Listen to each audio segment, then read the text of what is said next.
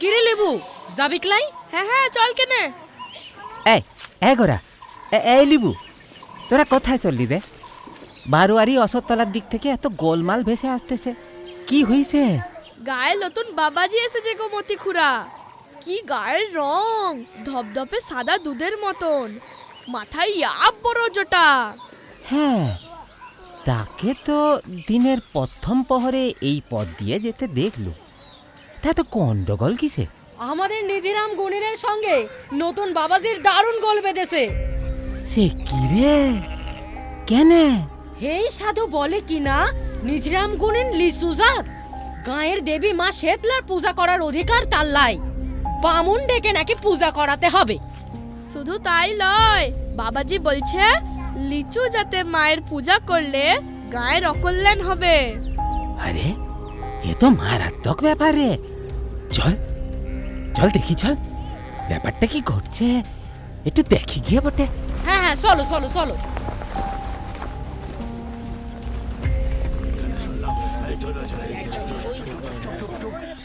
অনাচার অনাচার, এই ঘোর অনাচার। এই গুণিন, এ তোর কেমন অনাচার? গায়ের দেবী মায়ের থানে নাকি পুজো করবে চাঁড়ালে? ছি ছি ছি ছি। যা তোমার অধিকারের লয় তা নিয়ে কথা বলতে এসোনি ঠাকুর। সে তুমি যত বড়ই তান্ত্রিকই হও, আমাদের গায়ে মা শীতলার পূজা আমরাই করি। আমরা জাতিতে চাড়াল, আমরা শুধু মায়ের পূজারই নই, দেবীর পেশাদ পুষ্ট। বংশ পরম্পরায় বহু যুগ ধরে চলে আসছে প্রথা। আমাদের এই মায়ের থানে তোমার মতো বামুনদের প্রবেশ নিষেধ। ভালো কথা বলছি, যদি নিজের ভালো চাও তো এক্ষুনি থান থেকে বেরিয়ে যাও। তোর সাহস কত? আমাকে শাসাচ্ছিস? তুই জানিস আমি বাবাজি, বাবাজি, বাবাজি দাঁড়ান দাঁড়ান বাবাজি। এই তো মতিলাল খুড়ো এসেছে, মুরব্বী মানুষ, যদি বাবাজিকে বোঝাতে পারে। হ্যাঁ বাবাজি, বলছিলাম আপনি এই গায়ের নতুন, এখানকার নিয়ম নীতি তো জানেন না। আমাদের গায়ে শীতলা মায়ের থানে বামুনের প্রবেশ নিষেধ। নিজের ক্ষতিটা না চাইলে এক্ষুনি বেরিয়ে আসুন। তোরা তো আজব মানুষ। তোদের মঙ্গলের কথা ভেবে আমি আজ এইখানে এসেছি, আর তোরাই আমায় বাধা দিস? না না, এ আমি কিছুতেই হতে দেব না। চোখের সামনে চাঁড়াল গুণিন এসে মায়ের থান অপবিত্র করবে, আর আমি বসে বসে দেখব? এই অনাচার আটকাতেই হবে। মায়ের পূজা শুধু ব্রাহ্মণই করবে। এই জন্যই তোদের গায়ের এই অবস্থা। দেবী মায়ের থান আর দেবীর প্রস্তর মূর্তি সব শোধন করতে হবে, তারপর আমি পূজা করব। না গো, না গো ঠাকুর, না, ওই কাজটি করতে যাওনি। শোন সবাই, আমি হলাম কুলাবধূত তান্ত্রিক। তোরা আর এই নিচু জাতের গুণিন মিলে ভয় দেখাবি আমাকে? এই কে আছিস? এক্ষুনি থানের ফুল, মালা, পূজার সরঞ্জাম সব কিছু বাইরে বের কর। আমার কথা শুনলে না ঠাকুর? এরপরে তোমার কিছু হলে আমায় যেন কিছু বলতে এসো না। কি হবে আমার? কে আমার ক্ষতি করবে? তোর মতো একজন সামান্য গুণিন? এই আমি মায়ের থান শোধন করে পূজাতে বসলাম, দেখি কে আমার কি করে। সে তোমার ইচ্ছা ঠাকুর, আমি মায়ের সেবা দাস মাত্র।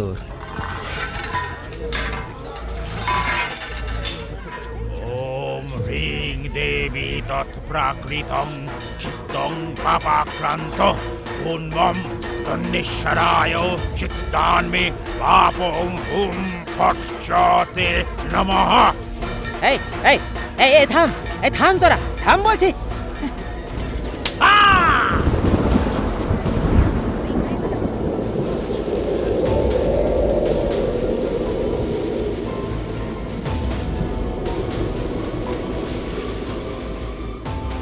তারপর তারপর কি হলো মতিকুড়া?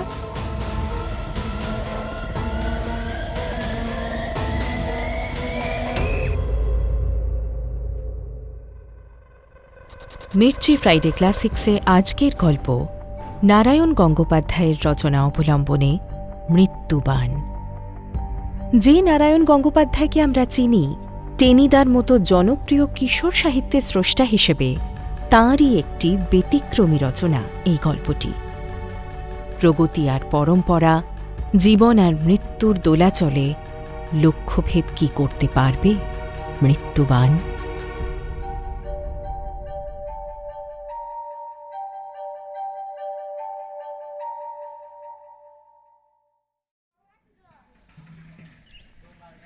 এই তান্ত্রিক সাধু কি হলো তার? এই কি আবার, যা হওয়ার তাই হলো। তান্ত্রিক পূজাতে বসার পর মুহূর্তেই কুঠা হতে এক প্রকাণ্ড স্বর বাজের মতো শব্দ করি তার গালেটো আসি পড়ল। সেই স্বর খাই তান্ত্রিক বামুন হেই যে উল্কি পড়ল, আরে উঠলই না বটে। আর নিধিরাম গুণী? নিধিরা সবাই দেখলো নিধিরামের দাঁত কপাটি লেগিছে, থানের একপাশি বসি চোখ বুঝি কাঁপতিছে সে। এই শেতলার পূজারী গুণিনদের অনেক আশ্চর্য ক্ষমতা আছে বলো বটে। হ্যাঁ, তা কি বটে। আর সেই ঘটনার পরই তো সাঁড়ালেরা মায়ের থানে পূজা করবার কাইমনি অধিকার পাই গেল। কিন্তু তুমি যে বললে বটে ওরা বহু যুগ ধরে এই পূজা করে আসছে। এই পূজা ওরা অনেকদিন আগে থেকেই করত, কিন্তু সেই দিন থেকেই ব্যাপারখানা হলো। বুঝছি। এখন তাদের খ্যাতি বাড়ছে, খাতিরও বাড়ছে অনেক বেশি।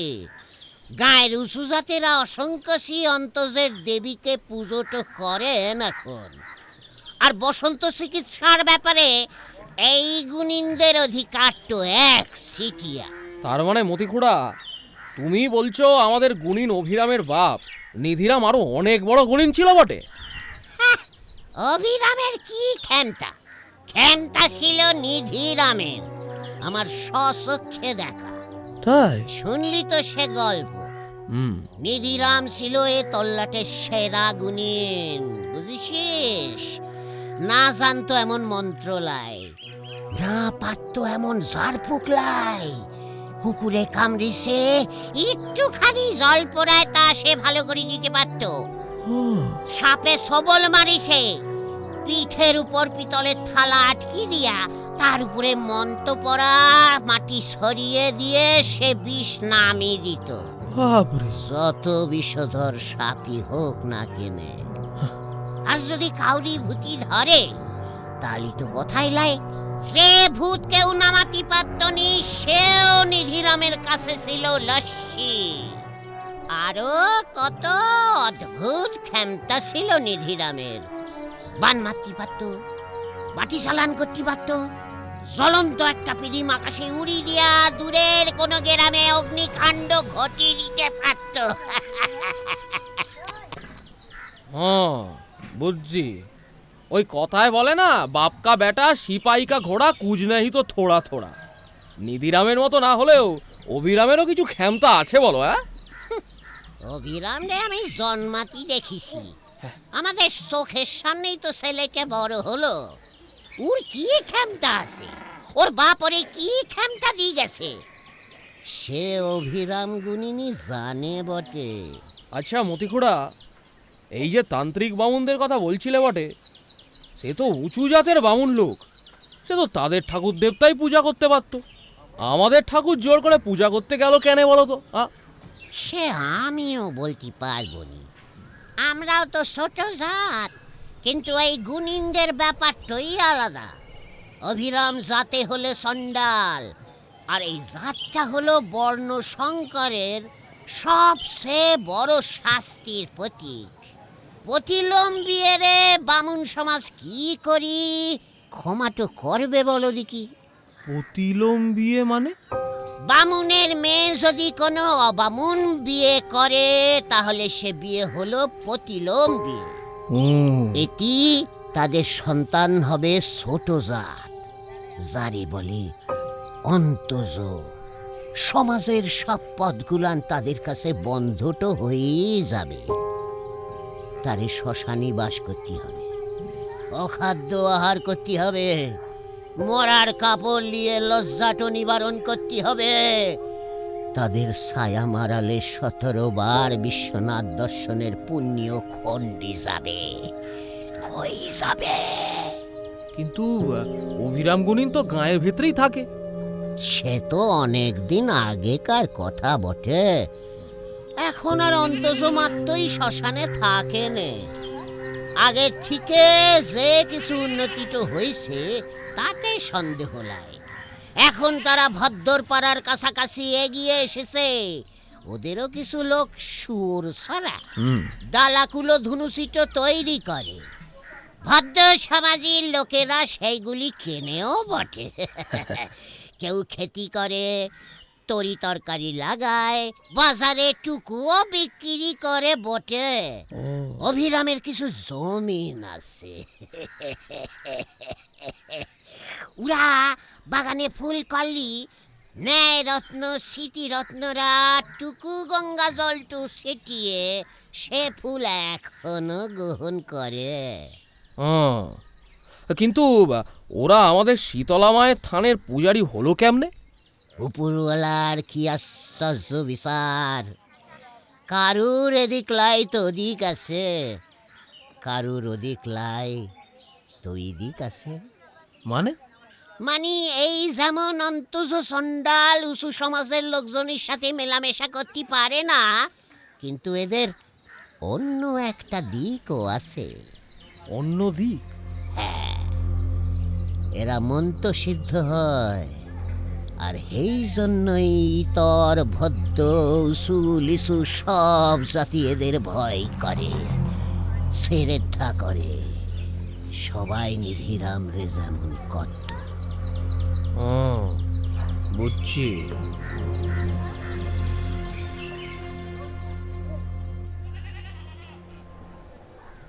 বাংলার দুর্ভিক্ষ পরবর্তী ফাল্গুনের এক পড়ন্ত দুপুর।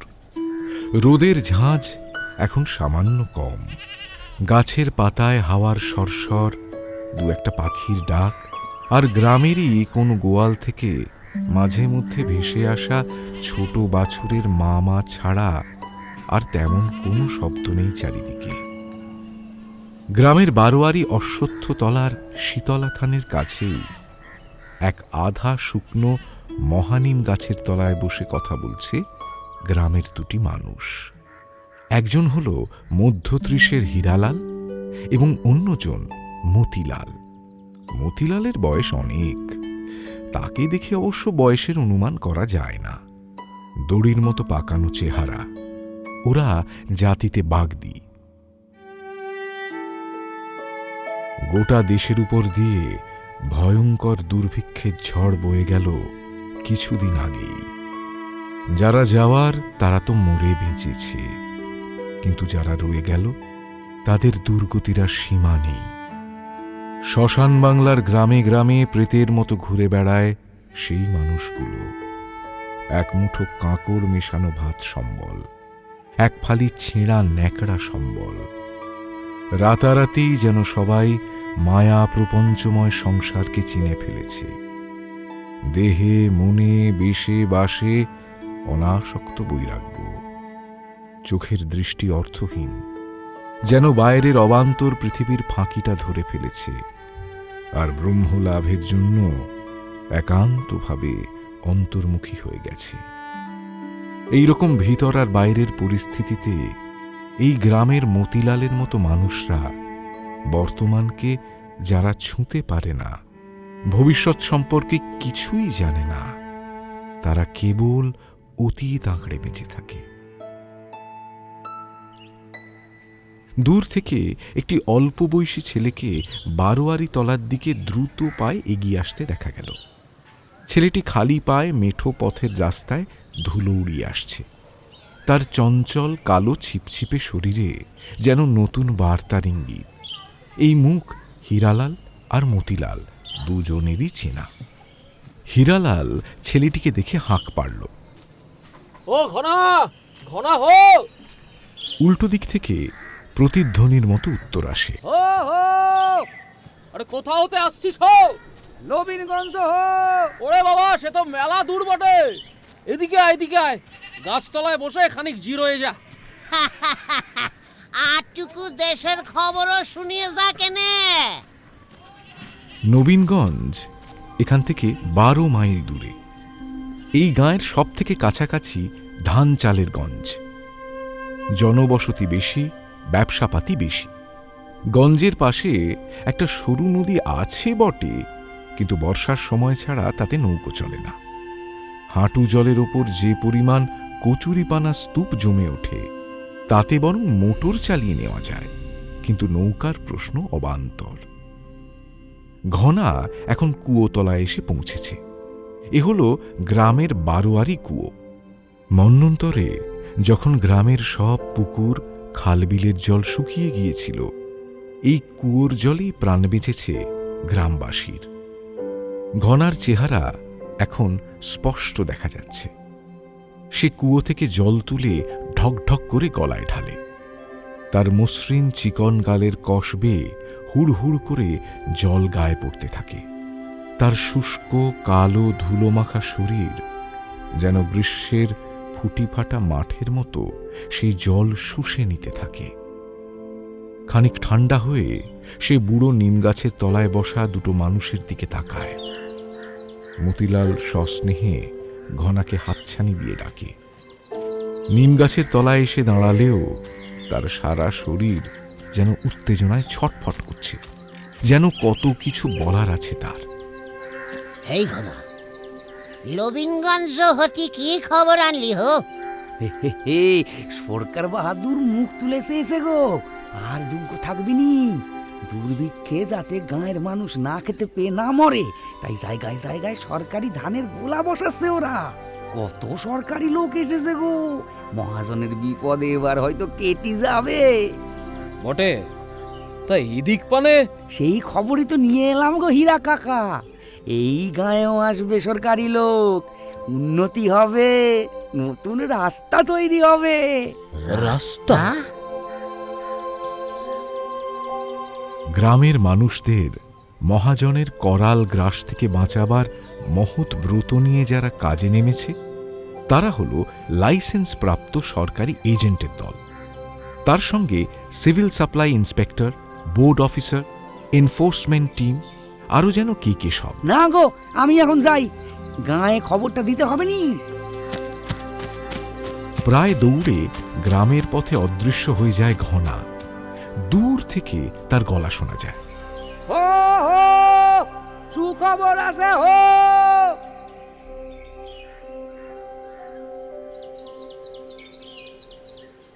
ঘনা যে পথে হারিয়ে গেল, সেই পথে ঠিক তারপরেই দেখা গেল আরেকজনকে। কুচকুচে কালো শরীর, মাথা ভর্তি ঝাঁকড়া চুল, অর্ধনিমিলিত চোখে সস্তা নেশার ঘোর, গলায় একটা গামছা, আদুল গা, মালকোঁচা মেরে পরা হাঁটু পর্যন্ত খেটো ধুতি। এই গ্রামের গুণিন এবং বারোয়ারিতলার থানে মা শীতলার পূজারী অভিরাম দাস। বুড়ো নিমতলায় এসে হীরালাল আর মতিলালের পাশে বসল অভিরাম। বিড়ি বের করে মতিলাল আর হীরালালকে দিল, নিজেও একখানা ধরালো। আরে অভিরাম ভাই, তোমার কথাই হচ্ছিল এতক্ষণ। তাই নাকি? হ্যাঁ, ইয়ে মানে ঠিক তোমার কথা নয়, তোমার বাপের কথা। ও আচ্ছা। মতিখুড়া বলছিল নিধিরাম গুণের নাকি আশ্চর্য অলৌকিক ক্ষমতা ছিল বটে। এ তল্লাটে কারুর ঘাড়ে ভূত চাপলি নিধিরাম গুণিন ছাড়া কোনো গতেই ছিল লাই। তা তো ছিল নাই, কিন্তু সে ভূতেই তো আমার বাপটাকে খেলো রে। গল্পের গন্ধ পেয়ে হীরালাল নড়ে চড়ে বসল। বৃদ্ধ মতিলালের চোখে আশ্চর্য অভিব্যক্তি খেলা করে গেল। নিজের ঘর ঘরে গলাটা যতটা সম্ভব পরিষ্কার করে বলল, সে কাহিনী আমি বলতে পারবো না, সে বরং তুই বল। আমি না ছোট থেকে বড় একগুঁয়ে, তখন আমার 12-14 বছর বয়স হবে বোধহয়, তাই না মতিখুড়া? হ্যাঁ, ওই রকমই কিছু হবে বটে। সঠিক মনে লাই, তবে তখনও 1 কুড়ি পেরোয়নি কো। পাশের গাঁয়ের বীরেন বাগদির ছোট মেয়েটাকে ভূতে ধরছিল। মেয়েটা সারাদিন ধরে ঠিকই থাকতো, কিন্তু সূর্য বাড়ে নামলে তার রকম সকম কেমন জানি বদলে যেত। হাত পা গুলান বেঁকে যেত, চোখ হয়ে উঠতো গোল গোল আর টকটকে লাল পাড়া, মুখ দিয়ে লাল আজ ছড়ত। তখন তার গায়ে অসুরের মতো শক্তি। গরু বাঁধার দড়ি দিয়েও তাকে বেঁধে রাখা যেত না। বীরেন কাকা একদিন ভোরবেলা বাবাকে এসে ধরল।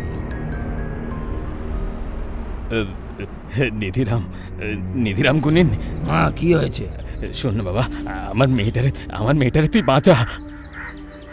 শুধু নিজেদের গাঁ লয়, আশেপাশের গাঁয়ের সকলেই বাবাকে যেমন ভয় পেত, শ্রদ্ধা করত, তেমনি ভালোবাসত বটে। আর শুধু ওরা লয়, বাবাও নিজের এলাকার গাঁয়ের সব লোককেই ভালোবাসত। তাদের বিপদ, তাদের কষ্ট বাবা দেখতে পারত না। গুণিন কারে বলে তা তো আমি বাবাকে দেখেই শিখেছি। তাহলে তোমার বাপ নিধিরাম গুনিন গেল বীরেন্দ্র ছোট মেয়ের ভূত তাড়াতে? হ্যাঁ, গেল। বাবা তখন সদ্য আমায় মন্ত্রপুত ঝাড়ফুঁক অল্প স্বল্প করে শেখাতে শুরু করছে। বাবার সঙ্গে থাকলে ঠিক ভুল, সত্যি মিথ্যা, রাত দিন সব কেমন গুলাই যেত। কেমন একটা ঘোর লেগে থাকতো বটে। আর সত্যি বলতে সেই ঘোরটা আমার বেশ ভালোই লাগতো। তাই এসবে আমার উৎসাহ ছিল প্রচুর। ভূতে ধরা লোকেদের দেখলে সবাই ভয় পায়, আমার ভয় লাগতো না। কত ভূত ছাড়াতে বাবার সাথে গেছি আমি। আবার ভূতের গন্ধ পেয়ে সেদিনও নেচে উঠলাম।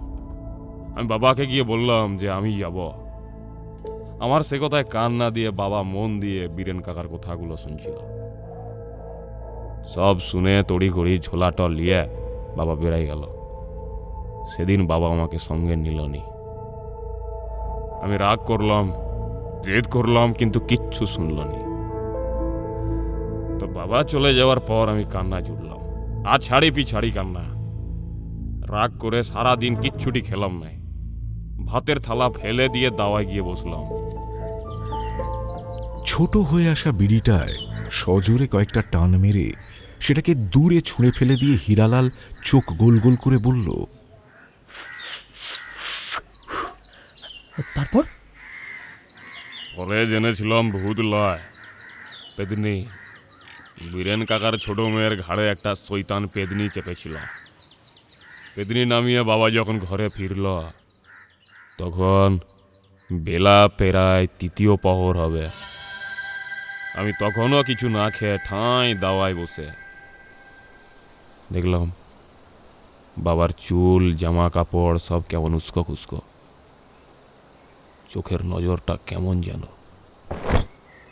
কাঁধের ঝোলাটা ঝুপ করে দাওয়ায় নামিয়ে রেখে বাঁশের খুঁটিটায় ঠেস দিয়ে বসলো বাবা। আমার তো ভয়ানক জেদ, কিন্তু বাবা যখন ওই অবস্থায় ফিরল, তাকে দেখে আমি খানিক ভয় পেয়ে গেলাম।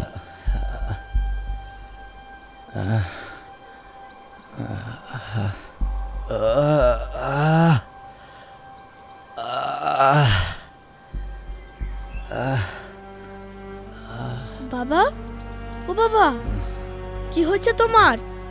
ভূত নামলো? তোমায় এরকম দেখতে লাগছে কেন? পরপর অনেকগুলো প্রশ্ন করলাম আমি, কিন্তু বাবা একটারও উত্তর দিল নাই।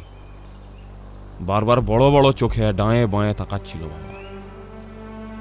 আর মাঝে মধ্যে হাত দিয়ে মশা তাড়ানোর মতো করে কানের পাশ থেকে, মাথার উপর থেকে কি যেন তাড়াচ্ছিল। আর মুখে বলছিল, এই যা যা যা বলছি, ছেড়ে তো দিলাম তোরে। এটা তুমি কার সঙ্গে কথা বলছো বাবা? যা। কাকে যেতে বলছো? বাবা আমার এসব প্রশ্নেরও কোনো উত্তর দিল না। আমি একটানা তার দিকে চেয়ে বসে রইলাম। কিছুক্ষণ পরে বাবা ক্লান্ত গলায় বলল, একটু জল, একটু জল। আমি ছুটে মাকে বলতে যাব, দেখি মা জলের ঘটি নিয়ে পিছনেই দাঁড়িয়ে আছে। এই যে জল।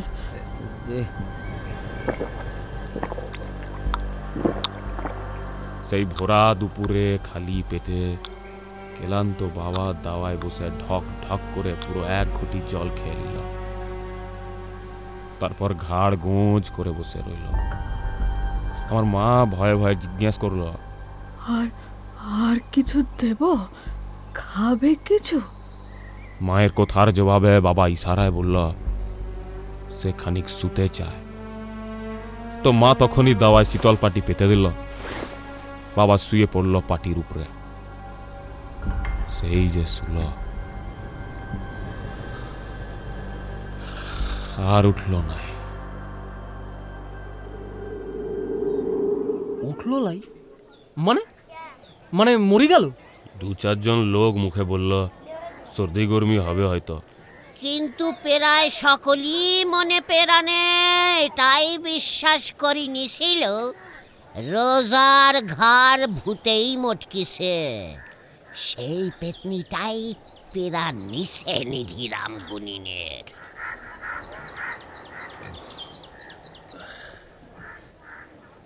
আমি উঠলাম, মায়ের তানে যাই। সন্ধে নামলো বলে যাই, অনেক কাজ পড়ে আছে।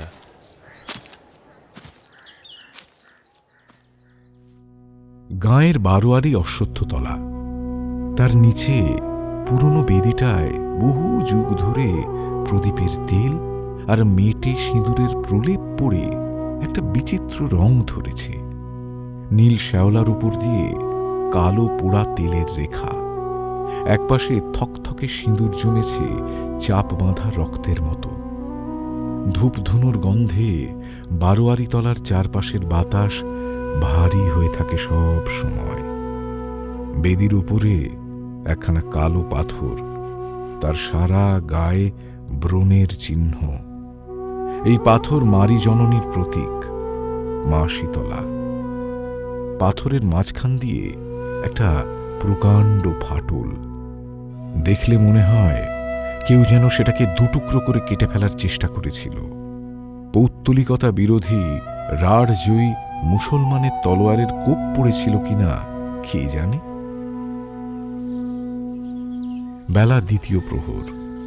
থানের পূজারী অভিরাম গুনিন সবে সকালের পুজো সেরে হাঁটু মুড়ে উবু হয়ে বসে একটা বিড়ি ধরিয়েছে। ঊষর মাঠ আর শুকনো খালের দিগন্তে একটা চরিত্রের উদয় হল। ধানের আল আর মজা দিঘির পাশ দিয়ে সাইকেল চালিয়ে এগিয়ে আসছে সে। পরনের টেরিকটের হাফ প্যান্ট আর মাথায় ফেল্টের টুপি তাকে পারিপার্শ্বিক দৃশ্য থেকে আপনিই আলাদা করে দিচ্ছে। আর সেই সঙ্গে সাইকেল। বাগদি, দুলে, কোটাল, হাড়ি, ডোম, কোচ অধ্যুষিত হতদরিদ্র এই অজ পাড়া গাঁয়ে সাইকেল আর কজনেরই বা আছে। চড়া রোদ্দুরের তেজ ইতিমধ্যেই অসহনীয় হয়ে উঠেছে। বারোয়ারি তলার থানের অশ্বত্থ গাছের ছায়া এই রোদে বড় লোভনীয় মনে হলো চরিত্রটির। সে সাইকেল রেখে অশ্বত্থতলায় দাঁড়িয়ে একটা সিগারেট ধরাল। পশ্চিম দিক থেকে ভেসে এলো এক ঝলক ঠান্ডা হাওয়া। ভারী ভালো লাগছে এই ঠান্ডা ছায়া আর বাতাসটা। অভিরাম সসম্ভ্রমে হাঁটুর আড়ালে মুখ লুকিয়ে বিড়িতে শেষ টানটা দিয়ে সেটাকে ছুঁড়ে ফেলে দিল দূরে। তারপর হাত দুখানা জোর করার ভঙ্গিতে বুকের সামনে তুলে ধরে মাথা নুইয়ে মস্ত একটা প্রণাম ঠুকে আগন্তুককে জিজ্ঞেস করল, আপনি হুজুর? আমি? হ্যাঁ। বাঁ হাতটাকে হাফ প্যান্টের পকেটে পুরে আগন্তুক সিগারেটের ধোঁয়া ওড়াতে লাগল। তারপরে সকৌতুক অবজ্ঞা গলায় টেনে ধুলো ওড়া মেঠো কাঁচা রাস্তাটার দিকে তাকিয়ে বলল, আমি সরকারি লোক। রাস্তা করতে হবে এখানে, 18 মাইল দূরের রাস্তা, যার উপর দিয়ে সরকারি লরি যাবে, গাড়ি যাবে, বুঝেছো? আগে রাস্তা? হ্যাঁ, পাকা রাস্তা, দেশের ভালোর জন্য, বুঝলে? চালের সহজ সাপ্লাই হবে, গ্রামের উন্নতি হবে, ভবিষ্যতে দুর্ভিক্ষের পথ বন্ধ হবে। একেবারে পাকাপাকি বন্দোবস্ত। হ্যাঁ, অভিরাম বিস্মিত মুখে তাকিয়ে রইল। অদৃষ্টপূর্ব কোনো এক উন্নত গ্রামের সকালের দৃশ্য তার মনে ভিড় করে এলো। ভাবতে পারা যায় রাস্তা তৈরি হবে এই গ্রামের মধ্যে দিয়ে, যেখান দিয়ে কালো ধোঁয়া ছড়িয়ে রেলগাড়ি চলে যায়, তার চাকায় চাকায় সর্বদা মুখর সভ্যতার গর্জন। সেসব এখান থেকে অনেক দূরে। একটা মরা নদীর খেয়া, 3খানা গ্রাম, 6খানা মাঠ, আরও 1 ক্রোশ জেলা বোর্ডের পথ। এই গ্রামের মানুষ যেন বাস্তু বেঁধেছে জীবনের একটা দ্বীপের মধ্যে। গ্রামে একটাই প্রাইমারি স্কুল, সেও 3 মাইল দূরে।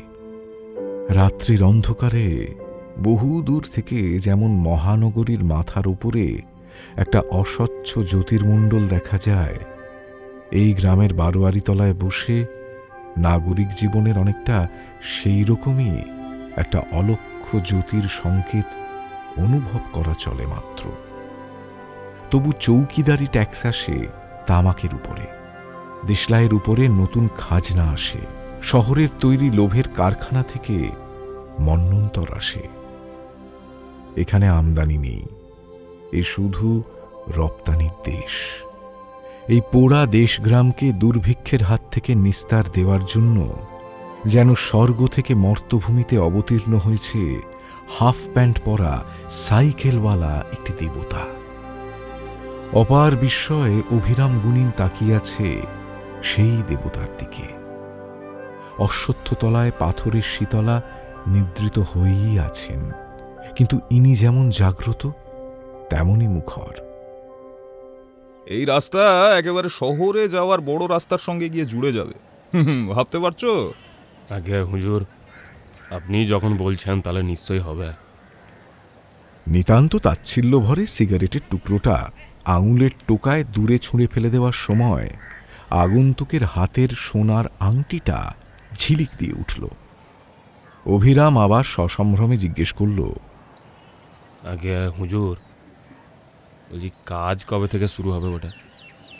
কায়দা করে নিজের জামার কলারখানা একটু সোজা করে নিয়ে গাছের গায়ে হেলান দিয়ে রাখা সাইকেলে চড়তে চড়তে আগন্তুক বলল, হ্যাঁ, কাজ চিন্তা নেই।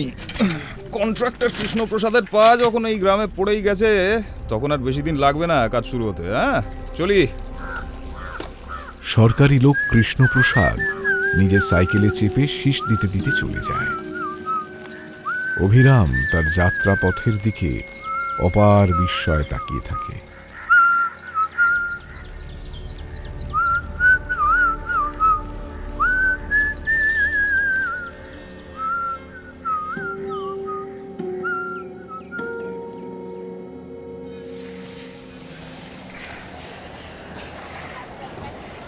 কত বড় রাস্তা হবে এটা! আর এই নবীনগঞ্জ ছাড়িয়ে আরো কয়েক কোষ গেলে শহরে যাওয়ার সড়ক পড়ে। আমি একবার দেখেছি সেই সড়ক। এইখানে সেই রকম রাস্তা তৈরি হচ্ছে, জানিস বটে? কি বলিস রে, সে তো অনেক বড় রাস্তা, পাশাপাশি 10 জন হাঁটতে পারবে। গ্রামে রাস্তা হবে, গায়ের উন্নতি হবে, কি রোমাঞ্চকর অনুভূতি! শুধু অভিরাম বা ওর মতো 2-4 জন নয়, সমস্ত গ্রামটাই যেন আনন্দিত বিস্ময়ে সজাগ হয়ে উঠেছে। আর সেই বিস্তৃত আনন্দকেই তটস্থ করে দিয়ে মাঠের পাশ দিয়ে একরাশ তাঁবু পড়েছে, যেন কোথা থেকে উড়ে এসে জুড়ে বসেছে। 500 বছর আগে শীতলার থানে মুসলমানদের তরোয়ালের ঘা পড়েছিল। তারপরে বহু যুগ এই গ্রাম আর কোনো জীবন চাঞ্চল্য দেখেনি, অনুভব করেনি। 500 বছরের মরা গাঙে যেন নতুন করে জোয়ার এসেছে। সেদিন এসেছিল রাষ্ট্রবিপ্লবে, আর আজ এসেছে মন্বন্তরে। অশ্বত্থ গাছের ঠান্ডা ছায়ায় হাঁটু মুড়ে বসে মুখে একটা পোড়া বিড়ি ধরে তাতে পুনরায় অগ্নিসংযোগ করার জন্য অভিরাম আগুন খুঁজছিল। পাশে দাঁড়িয়ে হীরালাল বাগদি। খারওয়ারটি দেখছো গুণিন ভাই? রাস্তা তৈরির কর্মব্যস্ততার দিকে তাকিয়ে উত্তেজনায় টকবক করে ফুটতে ফুটতে অকারণেই খুব একচোট কান চুলকে নিয়ে হীরালাল তার বক্তব্য ছুঁড়ে দেয় অভিরামের দিকে। অভিরামের চোখ মুখ থমথমে। প্রথম দিন কৃষ্ণপ্রসাদকে দেখার বিস্ময় সেই চোখ থেকে অন্তর্হিত হয়েছে। সে অশ্বত্থ গাছের ছায়ায় বসে সন্দিগ্ধভাবে রাস্তা তৈরির কাজ দেখছিল। হীরালালের কথা কানে যেতেই তার ভ্রু কুঞ্চিত হল। তার মনের ভেতরে কিসের যে তোলপাড় চলছে সে নিজেই বুঝতে পারছে না। বিহ্বলতা গোপন করে সে সংক্ষেপে উত্তর দিল, হ্যাঁ দেখছি। ওফ, কি বেজায় কাণ্ড রে বাবা! বন জঙ্গল গাছপালা সব লোপাট করে দিয়ে সড়ক বানাচ্ছে ওটা। মানুষের নাকি আর ভাতের দুঃখ থাকবে নি গো। কিন্তু এই কানে আমার একটি কথা আছে। কি কথা? বলি, এই যদি মনে ছিল রে বাপু, তাহলে কটা দিন আগে এলি না কেন? দুর্ভিক্ষে সব সাবার করে দিয়ে তো। তখন তো ওদের সময় হয়নি। যেন এই সহজ কথাটা এতক্ষণ বুঝতে পারছিল না, এইবার বুঝেছে। কতকটা এইরকম ভঙ্গিমায় হীরালাল আকর্ণ বিস্তৃত দন্তকৌমুদী প্রকাশ করে বলল, ওদের সময় চিরকালই একটু দেরিতে হয়, তাই না করিন ভাই? হীরালালের রসিকতা অভিরাম বুঝল কি না ঠিক বোঝা গেল না।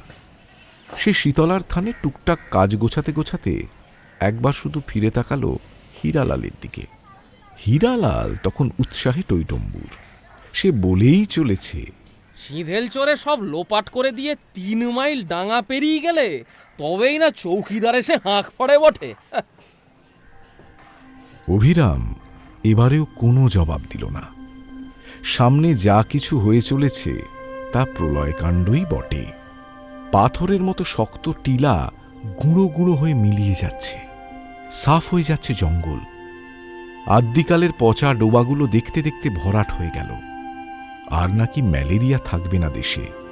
শাবল, গাঁইতি, কোদাল, গাছ কাটার ঘুপখাপ মর্মর শব্দ, মাটি ফেলার ঝুপঝাপ ছপ্পাস, কোদাল কড়াইতে ঠোকাঠুকি লেগে ঠনঠন। 100 কুলি একসঙ্গে খাটছে। কোদালের মুখে মাটির তলা থেকে উঠে আসছে বাদামি রঙের মানুষের হাড়। 500 বছর আগেকার হাড় কিনা কি জানে। কঙ্কাল পাওয়া গেছে, মাটির তলা থেকে কঙ্কাল উঠিছে রে। চল চল গিয়ে দেখি।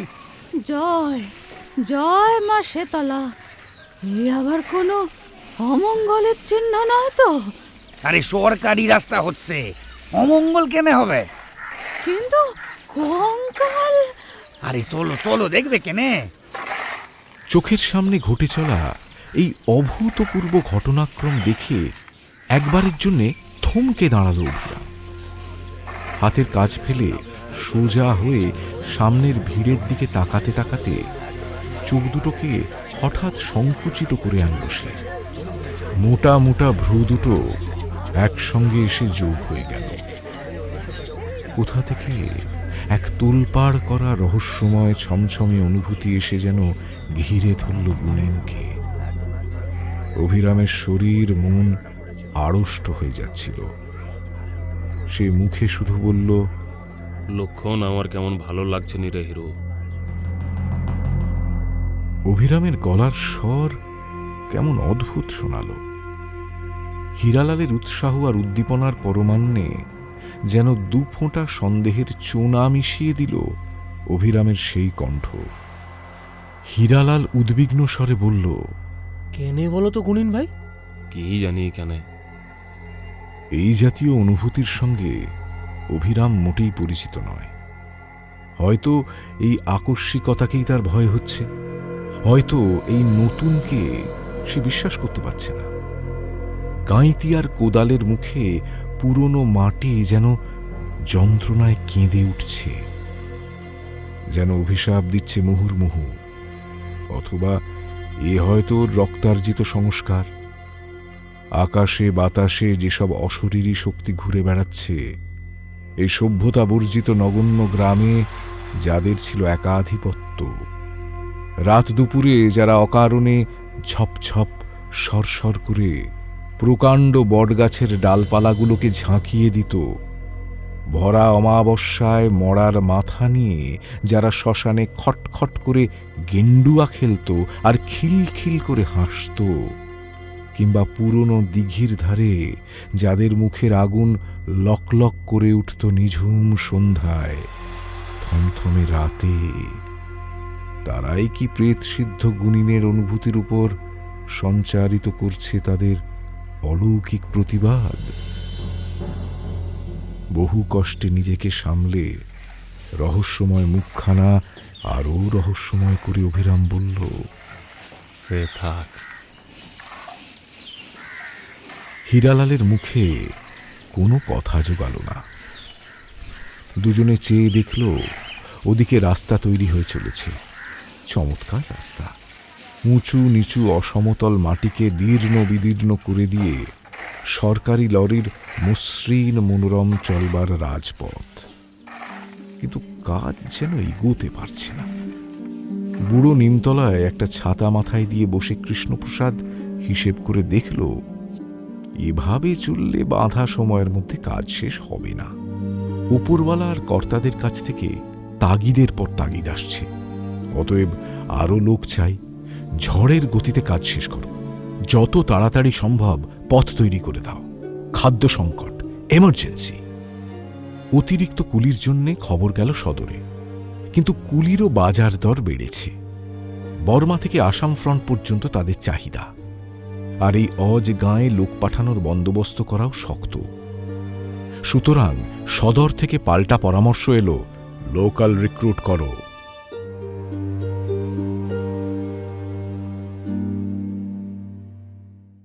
কৃষ্ণপ্রসাদের স্বর্গীয় আভিজাত্য তখন অস্তমিত প্রায়। খাকি হাফ প্যান্টের নিচে হাঁটু পর্যন্ত জমে উঠেছে পুরু ধুলোর আস্তরণ। গাঁয়ের ঘরে ঘরে খবর গেল।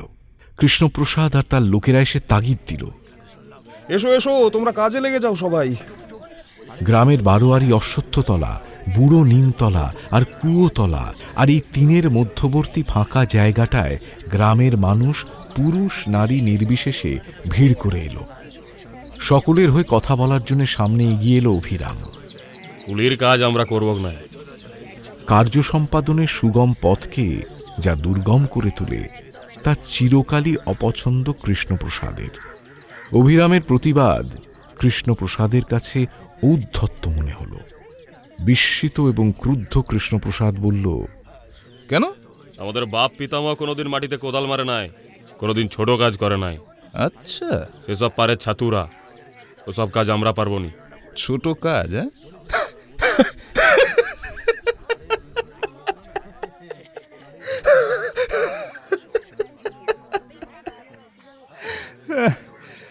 একবেলা খাবার জোটে না, এদিকে আভিজাত্যের জ্ঞান একেবারে টন টন করছে। ডোড়া তো নয়, হেলে সাপ, কুলোপানা চক্কর নয়, বার কোষপানা। আরও কিছু শ্লেষোক্তি কৃষ্ণপ্রসাদের জিভের ডগায় এসেও আটকে গেল। নিজেকে সামলে নিয়ে পেশাদার অভিনেতার মতো মুহূর্তেই ভুল বদল করে ফেলল সে। গ্রামবাসীর বেদনায় যেন কৃষ্ণপ্রসাদের গলার স্বর ভারী হয়ে এলো। ছি ছি ছি ছি ছি, এই কি কুবুদ্ধি তোদের! হ্যাঁ, গায়ে খাটবি, পয়সা পাবি, এতে আবার অপমানের কি আছে? না, এই জন্যই না বাঙালির এমন দুর্দশা, তাই তো এমন ঘর পোড়া দুর্বুদ্ধি। আর এই দুর্বুদ্ধির কারণেই এতগুলো লোক না খেয়ে শুকিয়ে মরল। ভাবতে পারছিস তোরা?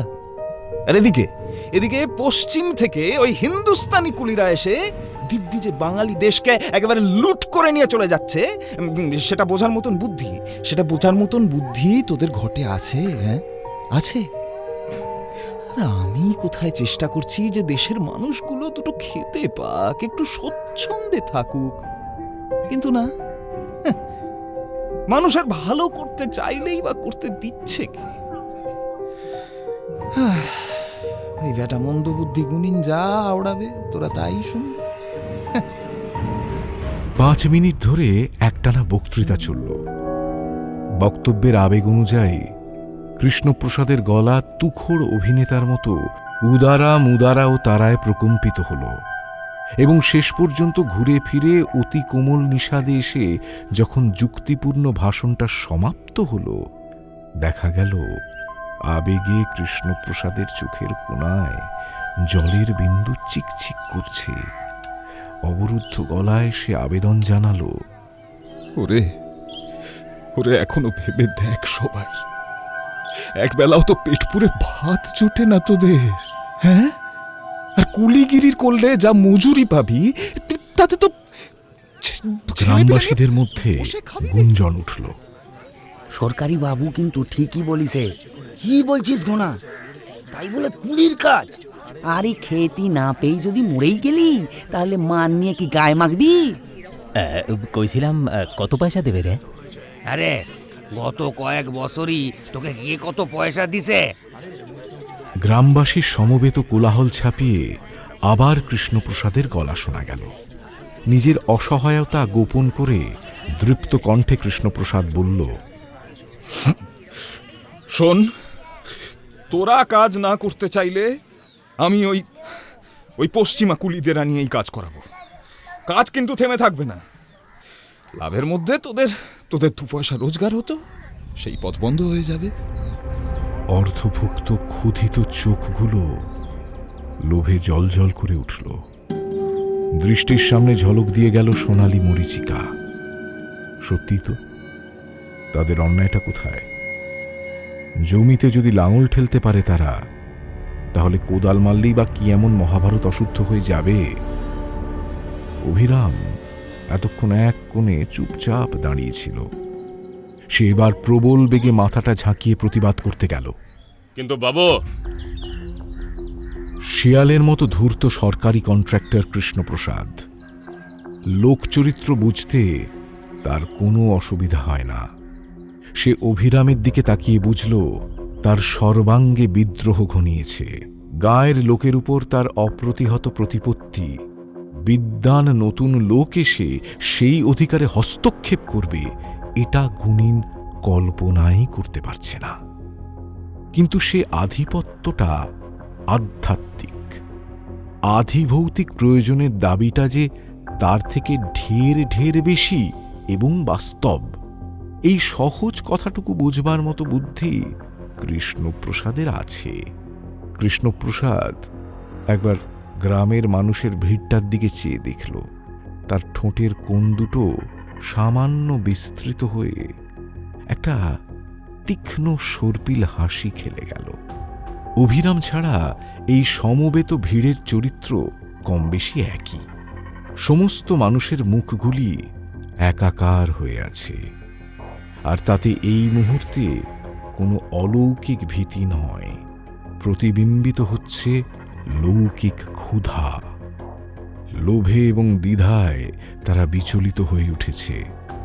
মুহূর্তের জন্যে কৃষ্ণপ্রসাদ অনুভব করল অভিরাম তার প্রতিদ্বন্দ্বী, তার ক্ষমতা লাভের পথে মোক্ষম প্রতিপক্ষ। কিন্তু ঠিক সেই মুহূর্তে কৃষ্ণপ্রসাদের হাসিটা প্রচ্ছন্ন বিদ্রুপে আরও খানিকটা বিস্তৃত হয়ে পড়ল। কারণ সে খুব ভালো করেই বুঝেছে আধ্যাত্মিক বিশ্বাস আর খিদের এই লড়াইতে শেষ পর্যন্ত জয় তারই হবে।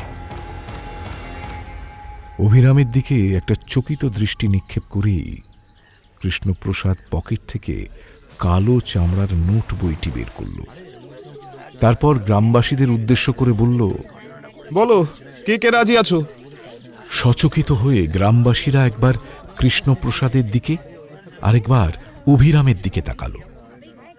অভিরামের চোখ দুটো যেন জ্বলছে, শক্ত হয়ে উঠেছে খাড়া চোয়াল, যেন যে নাম লেখাবে তার ঘাড়ের ওপর বাঘের মতো লাফ দিয়ে পড়বে সে। কিন্তু শেষ পর্যন্ত জয় হলো অপদেবতাদের নয়, সরকারি কন্ট্রাক্টরের। কয়েকটা মুহূর্ত কেটে গেল নিষ্কম্প স্তব্ধতায়। তারপর সবার প্রথমে উঠে দাঁড়িয়ে গলাটা সাফ করে নিয়ে হীরালাল বললে, লিখুন। বাহ, বলো কি নাম? হীরালাল বাগদি। হীরালাল বাগদি। অভিরাম কেঁপে উঠল।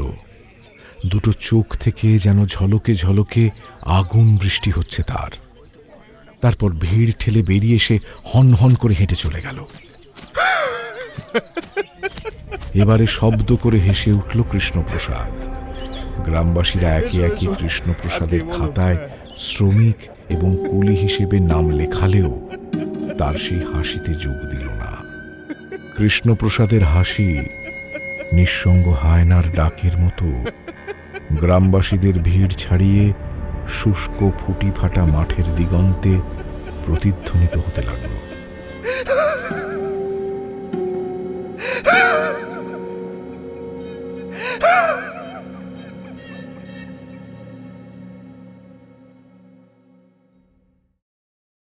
দিন এগিয়ে চলল।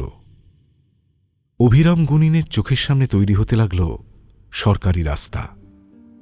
একে একে সবাই যোগ দিয়েছে সেই কাজে। হীরালাল, ঘনা, জনক, এমনকি বৃদ্ধ মতিলাল পর্যন্ত। সারাদিনের পরিশ্রমের পর দিনান্তেই পারিশ্রমিক মিলে যায়। ৩-৪ দিনের মধ্যেই হালচাল বদলে গেছে তাদের সবার। রাতারাতি সবাই এখন বড় মানুষ। গ্রামের দুঃখ এতদিনে যেন দূর হল। ইতিমধ্যেই সবার স্থির বিশ্বাস জন্মেছে কৃষ্ণপ্রসাদের বক্তৃতায় কোনো ফাঁকি নেই। দেশের দুঃখে ঝরে পড়া তার চোখের জল যে আদি অকৃত্রিম এবং খাঁটি, সে ব্যাপারে সবাই নিঃসন্দেহ। জনকের বয়স অভিরামের থেকে বছর 2 কম হবে। নড়বড়ে এক ছিটে বেড়ার বাড়িতে একাই থাকে সে। কাজের কোনো সংস্থান ছিল না, তাই এতদিন সে প্রায় ভবঘুরের জীবনই কাটিয়ে এসেছে। 1 পয়সার বিড়িও জুটত না জনকের। টুকরো বিড়ি কুড়িয়ে নিয়ে ধূমপানের তৃষ্ণাটা নিবারণ করত। সেই কিনা একদিন এসে হাজির হল 1 বাক্স সিগারেট নিয়ে। কুয়োতলা থেকে জল তুলে এনে অভিরাম তখন অশ্বত্থ গাছের তলায় শীতলা মায়ের থান পরিষ্কার করছিল। বাক্স খুলে একটা সিগারেট বার করে জনক এগিয়ে ধরল অভিরামের দিকে। লাও গুনিন, একটা সিগারেট লাও, ভালো জিনিস, ঠিকাদার বাবু দিচ্ছে। অভিরাম নিজের ক্ষোভ, রাগ কোনোটাই গোপন করার চেষ্টা করল না। অসীম বিরক্তিভরে জনকের দেওয়া সিগারেট প্রত্যাখ্যান করে বলল, না। জনক আজ পর্যন্ত সবার সব কথায় শুধু মাথা হেলিয়ে এসেছে, কিন্তু আজ তার মুখেও কথা ফুটেছে। সে বলল, না কেন? আরে আপত্তি কিসে? সত্যি বলবো ভাই, তুমি ঠকলে। খালি ভূত জারিয়া কি পেটের ব্যবস্থা হয় আজকাল? চলেই আসো না আমাদের সঙ্গে। 2 কোপ মাটি তোলো, দিন মজুরি পাবে রোজ 2 টাকা। তখন তোমায় রোখে কে? অভিরামের মাথায় রক্ত উঠে গেল। সে জনকের দিকে তেড়ে গিয়ে বলল, একটা চড় মেরে তোর মাথার খুলি উড়ি দেব। কেন কেন? অন্যই তো কি বলেছি আমি? সকলেই যখন 2 পয়সা করে নিচ্ছে তখন তুমি আর 2 পয়সা? মাত্র 2 পয়সার জন্য মান সম্মান সমস্ত বিসর্জন দিতে হবে? এমন পয়সার মুখে আমি লাথি মারি? তুই ভালো করে শুনে রাখ, ভাবিস নি যে সুখ তোদের সইবে। এখনো এই গ্রামে মা শীতলা জেগে আছেন, জানলে? ধর্মের গায়ে এমন অধর্ম তিনি কোনোদিনও সইবেন নি। ভয়ের চোটে নিরাপদ দূরত্বে সরে গিয়ে জনক মাথা নিচু করে দাঁড়িয়ে রইল। গুনিনের গর্জন শুনে তার বুকের ভেতর পর্যন্ত কেঁপে গেছে। সে মনে মনে ভাবল, সব দিচ্ছে নাকি গুনিন? চোখ দুটো যেন আগুনের ভাঁটার মতো জ্বলছে। মন্ত্রসিদ্ধ ভূতসিদ্ধ লোক সে, তার অসাধ্য কুকাজ কিছুই লাই। এখনই গুনিন চিৎকার করে যা বলল, তাকে শুধু কথার কথা, নাকি এমনি ভাবেই দেশসুদ্ধ লোকে সর্বনাশ করার মতলব বাড়ছে? কিন্তু কেন? কি এমন অপরাধ করেছি আমরা? যখন ঘরের ভেতর ছটফটিয়ে মরলেও একটিবারও কেউ জিজ্ঞেস করে না, অথবা 1 ফোঁটা জল পর্যন্ত দেয় না খেতে। তখন গায়ে গোতরে খেটে কেউ যদি 2 পয়সা রোজগার করে, তাতে কি বা বলার থাকতে পারে? তা সত্ত্বেও এমন কেন করছে গুনিন? কেন সে এত ক্ষেপে উঠছে? বারোয়ারিতলার শীতলা থানে কাজ শেষ করে অভিরাম গুনিন হন হন করে হাঁটা দিল বাড়ির পথে। জনক দাঁড়িয়ে রইল অভিরামের যাত্রাপথের দিকে তাকিয়ে। মাথাখানা তার কেমন যেন শূন্য লাগছে। ঠিকাদার কৃষ্ণপ্রসাদের দেওয়া সিগারেটের বাক্সখানি তখনও ধরা আছে তার হাতে।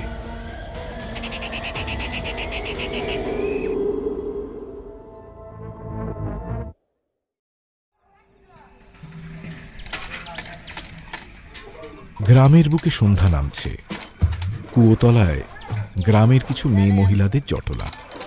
কলসি হাঁড়িতে জল ভরা হচ্ছে, রাতের সংগ্রহ।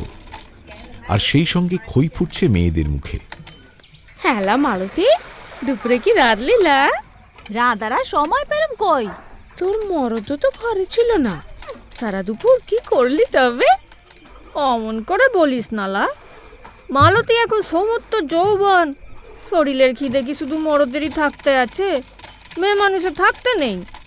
তোদের খালি ওই চিন্তা। সারাদিন আমি তো আমার মরদের সঙ্গে রাস্তা বানানোর কাজ করেছি রে। তাই না কিলা? সরকারি ঠিকাদারের কাজ মেয়েরাও করছে? কই আমি তো। এই তার মানে আমরাও কাজ করতে পারবো? বলছি পয়সা পাবো? টিপুর বাবা আমারে ও কাজ করতে দিবেনি। কেন রে রাধা, গতর খাটিয়ে যখন পয়সাটু এনে দিবি, সেটা তো সংসারের কাজে লাগবে নাকি? না বলবে কেন শুনি? এখন তো বিয়ে করিসনি শিবানী, একবার কর তবে বুঝবি। এখন যেন বুঝিনি, সবই বুঝি বটে। হ্যাঁ রে, সরকারি রাস্তা হচ্ছে, ধানের গোলা হবে, ভালো কাজে শুধু মরদরা কেন রে, আমরা কি হাত লাগাবো না? সেই সঙ্গে পয়সাও যখন। হঠাৎ কাকে যেন দেখে সবাই একসঙ্গে চুপ করে গেল। পদ্মা এসে উপস্থিত হয়েছে, হাতে মাটির কলসি। পদ্মা অভিরাম গুনিনের বউ। সরকারি ঠিকাদার কৃষ্ণপ্রসাদের সঙ্গে গুনিনের ঠোকাঠুকির পর থেকে রাস্তা তৈরির কাজের ব্যাপারে কথাবার্তার সময় গাঁয়ের মেয়েরা পদ্মাকে এড়িয়েই চলে। এমনিতে ওদের সঙ্গে পদ্মার সম্পর্ক মোটেই খারাপ না। আসলে গুনিনের স্বভাব যেমনই হোক না কেন, পদ্মা কিন্তু বেশ মিষ্টি স্বভাবেরই মেয়ে। অল্প বয়স, আঁটো সাঁটো শরীরের বাঁধন, যৌবন উপচে পড়ছে। টানা টানা গভীর দুটো চোখে নতুনকে জানার আগ্রহ, ভয়ের লেশমাত্র তাতে নেই। এসে পৌঁছেই উচ্ছল জলধারার মতো কলকল করে পদ্মা জিজ্ঞেস করল, তোরা কি কথা কইছিস লা? শিবানী এক ঝলক মালতীর দিকে তাকিয়ে রহস্য করে চোখ টিপে বলল, জানিস না পদ্ম, মালতী নাকি পরপুরুষের কাছে যাচ্ছে আজকাল। যা, কি যে বলিস, মালতী অমন মেয়েই লয়। তাহলে কে অমন মেয়ে শুনি? পদ্মা কথা ঘোরানোর চেষ্টা করে বলল, এই সত্যি করে বল না বাপু, কি কথা কইছিলি? কদিন ধরেই দেখছি কি যেন কথা তোরা আমায় নুকোচ্ছিস। না, আসলে ওই ঠিকাদারের সঙ্গে তোর মরদের ঝামেলা হয়েছে তো, তাই। তাই বুঝি আমি আর তোদের বন্ধু লয়? আরে না রে, সেরকম কিছু না। এই পথটা শোন, মালতী তার মরদের সঙ্গে সরকারি রাস্তার কাজ করছে, পয়সাও পাচ্ছে। হ্যাঁ রে, আর মেয়েদের মজুরি দিনে 1 টাকা। কি বলিস, তাই নাকি রে? তা মেয়েদের কি কাজটা করতে হয় বটে? কেন, ইট বালি পাথর হাতে হাতে বয়ে দেওয়া, জব জঙ্গল গাছ কেটে পরিষ্কার করা, আরো কত কাজ আছে মেয়েদের জন্য। যা, পদ্মাকে বলিসনি, গুনিন তো আর ওকে কাজ করতে দেবেনি। গোটা গাঁয়ের একরা হলেও গুনিনের তো এসবে মতলাই। পদ্মা খানিক গম্ভীর হয়, তারপর কি ভেবে আবার বলে, দেবেনি কেন যেতে শুনি? পয়সা তো সবারই দরকার হয় কি? আজই কথা কইব তোদের গুনিনের সঙ্গে। দেখ দেখ ভাই পদ্মা, সাবধানে কথা কস, অবিরাম গুনিন যা রাগী। ভারী আমার গুনিন, ভুলে যাসনি আমিও হলাম গিয়ে পদ্মা। এইসব কথাবার্তার মধ্যেই মেয়েরা দেখল আধো অন্ধকারে একটা সাইকেল থেকে ঝুপ করে প্রায় তাদের সামনেই এসে নামল কৃষ্ণপ্রসাদ। তাদের অন্তরঙ্গ আলোচনায় বাধা পড়ল। কৃষ্ণপ্রসাদ ওদের দিকেই চেয়ে আছে দেখে মেয়েরা একে অপরের মুখের দিকে চাইল। ওরা চলে যাওয়ার উপক্রম করতেই কৃষ্ণপ্রসাদ বলল, কিরে মেয়েরা, আমায় একটু জল খাওয়া দেখি। অল্প আলোতে ভালো দেখা না গেলেও অথবা কৃষ্ণপ্রসাদের এই সহজ অনুরোধের মধ্যে তেমন প্রণিধানযোগ্য কিছু না থাকলেও কৃষ্ণপ্রসাদের চোখের চাহনিতে এমন কিছু ছিল যে ওরা এই সরকারি বাবুটির দিকে বেশিক্ষণ চেয়ে থাকতে পারল না। শিবানী অন্যদিকে মুখ ঘুরিয়ে কৃষ্ণপ্রসাদকে বলল, মোদার কাছে জল চাও কেন? ওই তো কুয়াতে জল আছে, খাও গে। কুয়ো? আচ্ছা, তোদের গায়ের জন্য এত ভালো ভালো কাজ করছি, এত কিছু করছি, আর আমায় একটু জলও খাওয়াবি না তোরা? কিরে, আমাদের হাতে জল খেলে তোমার জাত যাবে না। আমরা তো ছোট জাত। ছোট জাত? হ্যাঁ, বোকা মেয়ে। শোন, তৃষ্ণার জল আর মেয়ে মানুষে যে পুরুষ উঁচু নিচু, ছুত অচ্ছুত, ছোট বড় এইসব দেখে, তার চেয়ে বড় মূর্খ দুনিয়াতে আর কেই বা আছে? নে নে নে, একটু জল খাওয়া। তাও বাকি তিনজনের মধ্যে কেউ সাহস করে এগিয়ে এলো না দেখে গুনিনের বউ পদ্মাই নিজের জল ভরা কলসিখানি নিয়ে এগিয়ে এলো। কৃষ্ণপ্রসাদের চোখে গোপন বিদ্যুৎ খেলে গেল। নিজের অত্যুৎসাহ গোপন করে সে একগাল হেসে দুই হাতে আঁজলা পেতে দাঁড়ালো। পদ্মা আস্তে আস্তে জল ঢেলে দিল কৃষ্ণপ্রসাদের হাতে। কৃষ্ণপ্রসাদ বুভুক্ষুর মতো সেই জল পান করতে লাগল।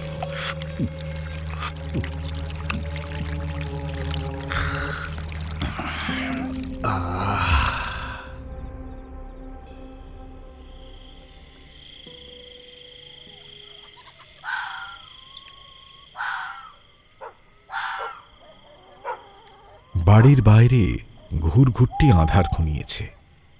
অভিরাম গুনিন কেরোসিনের কুপি জ্বালিয়ে ডালা বুনতে বুনতে সরকারি রাস্তা, ঠিকাদার কৃষ্ণপ্রসাদ, হীরালাল, মতিলাল আর আজ সকালে জনকের বলা কথাগুলো ভাবছিল।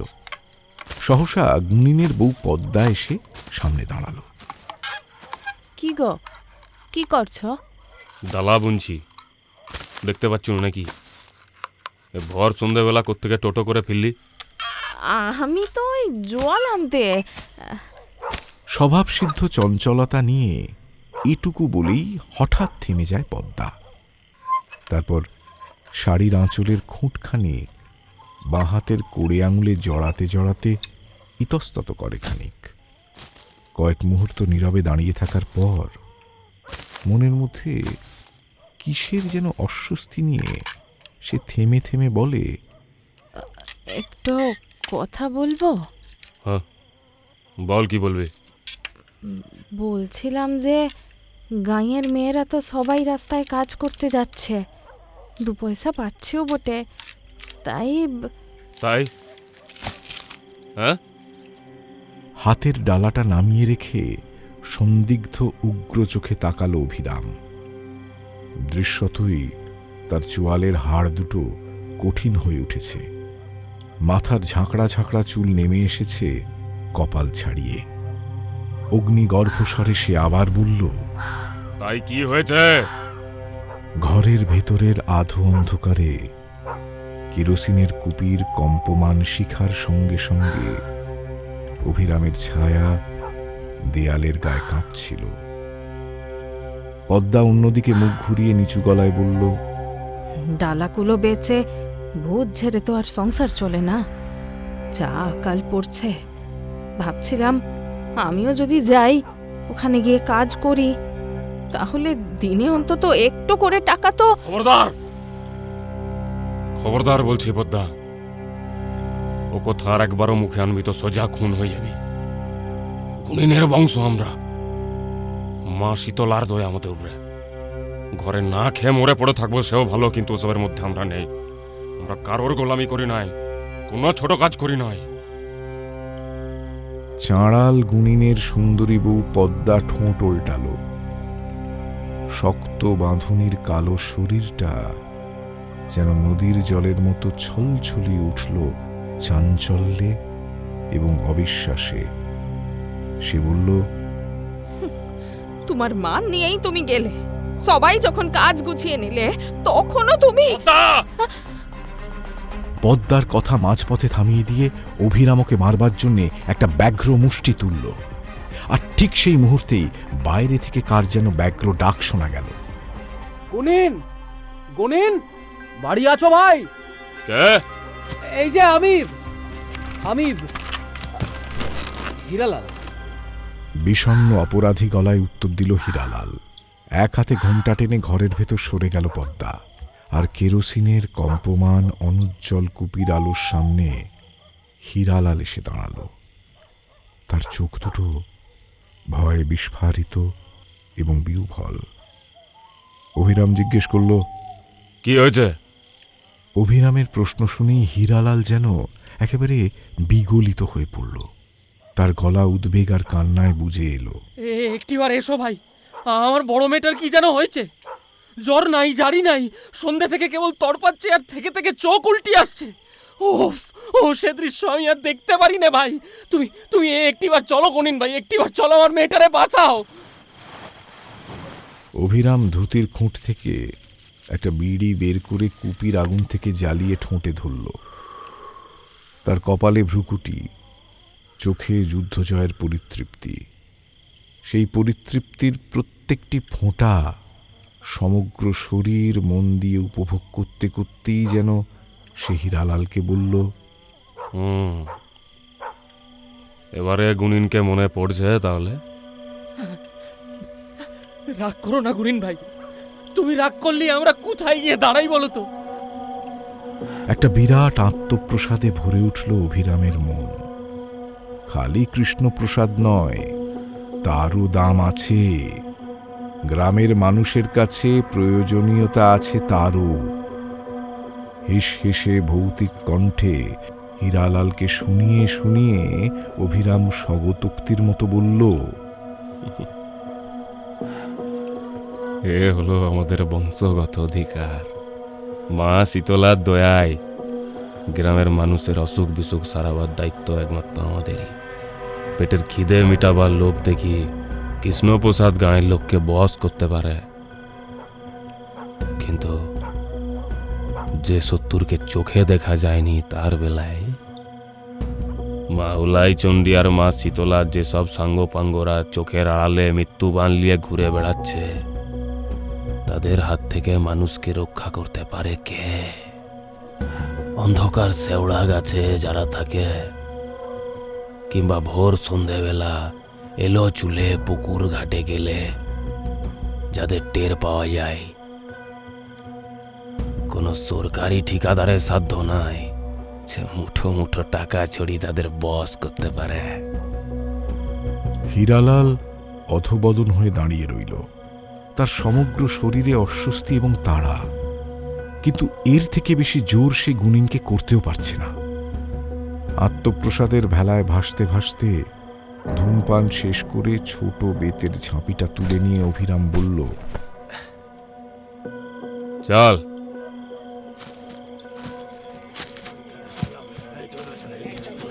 হীরালালের দাওয়া তখন লোকে লোকারণ্য। ছোট্ট মেয়েটা পাগলের মতো ছটফট করছে, গড়াচ্ছে। কষ দিয়ে গড়িয়ে পড়ছে ফেনা। অমানসিক দুটো বিস্ফারিত চোখ মেলে মাঝে মাঝে তাকাচ্ছে, আর থেকে থেকে উঠছে একটা প্রচণ্ড হিক্কার দমক। এর মধ্যে হীরালালের বউ মরা কান্নার রোল তুলেছে। গেল গেল, আমার মেয়েটা গেল গো। কে কোথায় আছো গো? বাঁচাও আমাকে। কটমট করে খানিকক্ষণ সেই দিকে তাকিয়ে রইল অভিরাম। তারপর সংক্ষেপে বলল, বেদনিতেই পেয়েছে। গেল গেল, আমার মেয়েটা গেল গো। বাড়িময় কোলাহল আর কান্নার রোল আরো প্রবল হয়ে উঠল। গুনিন উঠোনে জমা হওয়া সবার দিকে রক্ত রক্তচক্ষু মেলে তাকিয়ে এক প্রকাণ্ড ধমক দিয়ে বলল, চুপ করো সবাই, আমাকে কিছু সরষে জোগাড় করে দাও।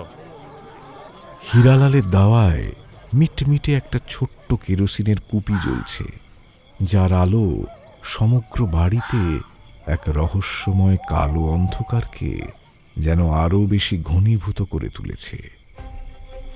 অভিরাম তার বেতের ঝাঁপিটা খুলে মন্ত্রপুত ফুল বের করল। একটা মাটির পাত্র বের করে তাতে কিছুটা জল ঢেলে মন্ত্র পড়ল। তারপর সেই মন্ত্রপুত জলের পাত্রে রাখল ফুলখানা। সিঁদুর লাগিয়ে খান কত কলা গাছের খোসা সাজিয়ে রাখল সামনে। মন্ত্র পড়ে শুদ্ধ করে একটা লোহার কাস্তে দিয়ে হীরালালের ছোট্ট মেয়েটার চারদিকে একটা গণ্ডি দিল। অবশেষে চারিদিক প্রকম্পিত করে অভিরাম গুনিনের বজ্র নির্ঘোষ শোনা গেল। ওং রিং ফট। ভূত ঝাড়া শুরু হলো। একটা বেতের ডালায় বেশ কিছুটা সর্ষে নিয়ে অভিরাম দানাগুলোর ওপর জোরে জোরে হাত ঘষতে লাগল। মাঝে মাঝে চলল ভূতে ধরা মেয়ের ওপর সর্ষের প্রহার।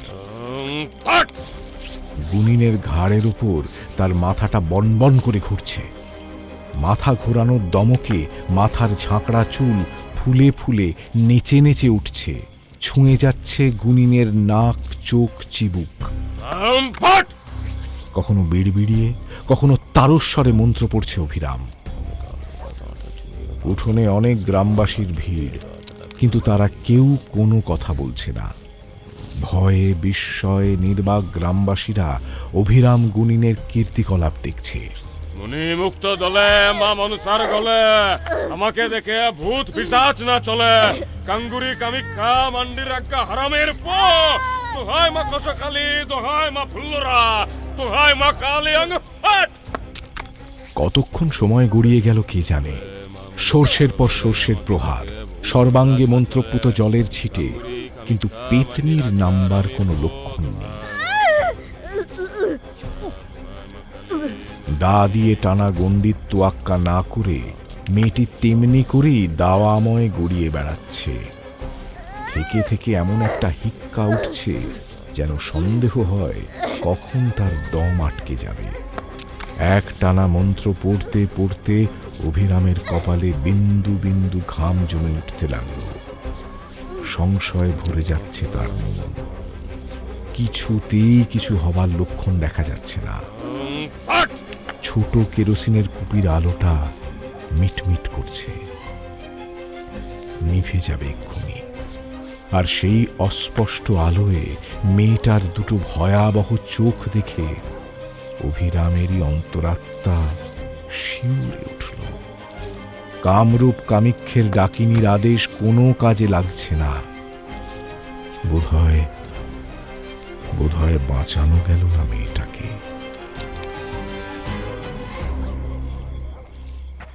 এমন সময় হীরালালের প্রায়ান্ধকার বাড়ির উঠোনে কোথা থেকে যেন টর্চের জোরদার আলো পড়ল।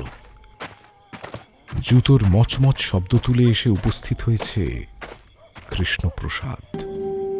কিন্তু আজ সে একা নয়, সঙ্গে আরও একটি ভদ্রলোক। মেয়ের শোকে মুহ্যমান হীরালালের সামনে দাঁড়িয়ে কৃষ্ণপ্রসাদ হাসল। কে, কি অবস্থা হীরালাল? হ্যাঁ, তোমার মেয়ের অসুখের খবর শুনে এই যে এই ডাক্তার নিয়ে এলাম। হীরালাল বিস্ময়ে বিস্ফারিত চোখ মেলে তাকিয়ে আছে কৃষ্ণপ্রসাদের দিকে। কৃষ্ণপ্রসাদ সঙ্গের ভদ্রলোকটির দিকে নির্দেশ করে বলল, এই যে ইনি হলেন ডক্টর সত্যনারায়ণ সেন, ওই আমারই বন্ধু আর কি। এদিকে কাজে এসেছিলেন, আমার অনুরোধ না ফেলতে পেরে চলে এসেছেন তোমার বাড়িতে। সুবিধাই হলো তোমার, কি বলো? হ্যাঁ। হীরালাল একবার ঝাড়ফুঁকরত অভিরাম গুনিনের দিকে, একবার মেয়ের দিকে, আরেকবার ডাক্তারের দিকে তাকিয়ে দ্বিধাগ্রস্ত স্বরে বলল, আসলে গুনিন ওরে ঝাড়ছিল কিনা হুজুর, তাই। সহসা ডাক্তার সেন তাচ্ছিল্য, অবজ্ঞা এবং বিরক্তি মেশানো গলায় চেঁচিয়ে উঠলেন, হ্যাঁ ওর গুণী, ওসব বুজরুকিতে কোনো কাজ হয় না, কোনো রোগও সারে না। এই যে গুণিন, তোমার ওই ঝুলি কাঁথা নিয়ে সরে দাঁড়াও তো বাপু। আমাকে একবার দেখতে দাও। অভিরাম এক তিলও নড়ল না। বিদ্রোহী ঘোড়ার মতো ঘাড় বেঁকিয়ে বসে রইল সে। হাতে 3 সেলের টর্চের আলোটা কৃষ্ণপ্রসাদ হঠাৎ শটান অভিরামের মুখের ওপর ফেলল, বলল, গুনিন, একটু সরে বসো তুমি। অনেক তো চেষ্টা করলে, কিছুই যে পারলে না তা তো দেখতেই পাচ্ছি। এবার ডাক্তারবাবুকে দেখতে দাও। অভিরাম তার লাল লাল চোখগুলো ঘুরিয়ে তাকালো কৃষ্ণপ্রসাদের দিকে। এতগুলো লোক দাঁড়িয়ে আছে, কারোর মুখে কোনো কথা নেই। সজোরে মাথা নেড়ে অভিরাম বলল, না, আমি কোথাও সরবনি। আমাকে ডেকে এনেছে হীরালাল, আমিই ঝাড়বো ওকে। কোনো ডাক্তার ফাক্তারের পরোয়া আমি রাখি নাই। Nonsense, idiot! রোগীকে মেরে ফেলার তাল করছো নাকি? এদের নামে তো ক্রিমিনাল কেস করে দেওয়া উচিত।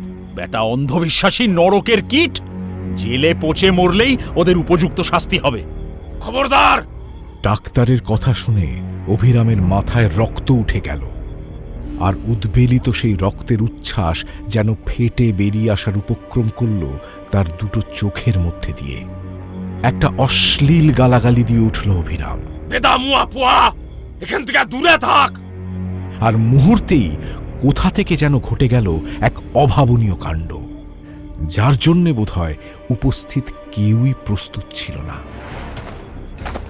ডাক্তার শটান উঠোন ছেড়ে দাওয়ায় উঠে জুতো শুদ্ধ পায়ে একটা প্রকাণ্ড লাথি বসিয়ে দিল অভিরামের বুকের উপর।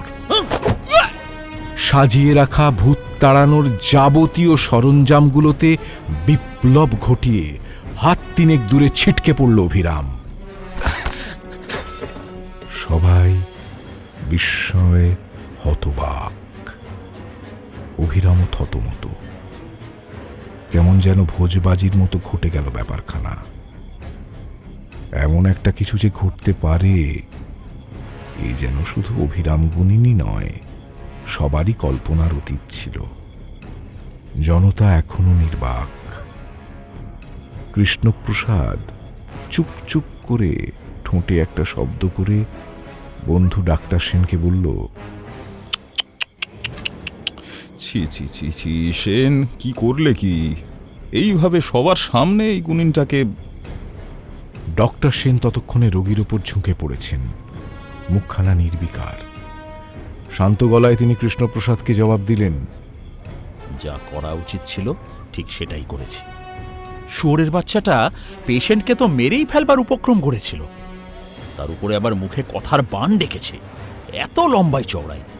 চৌধুরী, এক কাজ করো, কালই ওই স্কাউন্ড্রেলটাকে হ্যান্ড ওভার করার বন্দোবস্ত করে দিও। রেগুলার মার্ডারার, কত লোককে যে এইভাবে মেরে ফেলেছে কে জানে। কিছুক্ষণের মধ্যেই অবশ্য ডাক্তার সেনের ওষুধ কাজ করল। একটা ইঞ্জেকশনেই রোগী স্বাভাবিক হয়ে উঠল আস্তে আস্তে। হিক্কার প্রকোপটা কমে গেল ক্রমশ। রোগীকে বিপন্মুক্ত দেখে উঠে দাঁড়িয়ে একটা সিগারেট ধরালো ডাক্তার। অলরাইট, ক্রাইসিস কেটে গেছে। আর একটু বেশি দেরি হয়ে গেলে কে জানে কি হতো। বাইদি ভাই, সেই স্কাউন্ড্রেল জোচ্চোরটা কোথায় গেল? ডাক্তারের কথা শুনে সবার গুনিনের কথা মনে পড়ল। ডাক্তারের লাথি খেয়ে অন্ধকার উঠোনে ছিটকে পড়েছিল অভিরাম। সকলে সম্বিত ফিরে পেয়ে উঠোনের অন্ধকার কোণটার দিকে তাকাল। সেখানে অভিরাম নেই। কোন ফাঁকে সবার অলক্ষ্যে সে উঠে গেছে, কেউ টেরও পায়নি।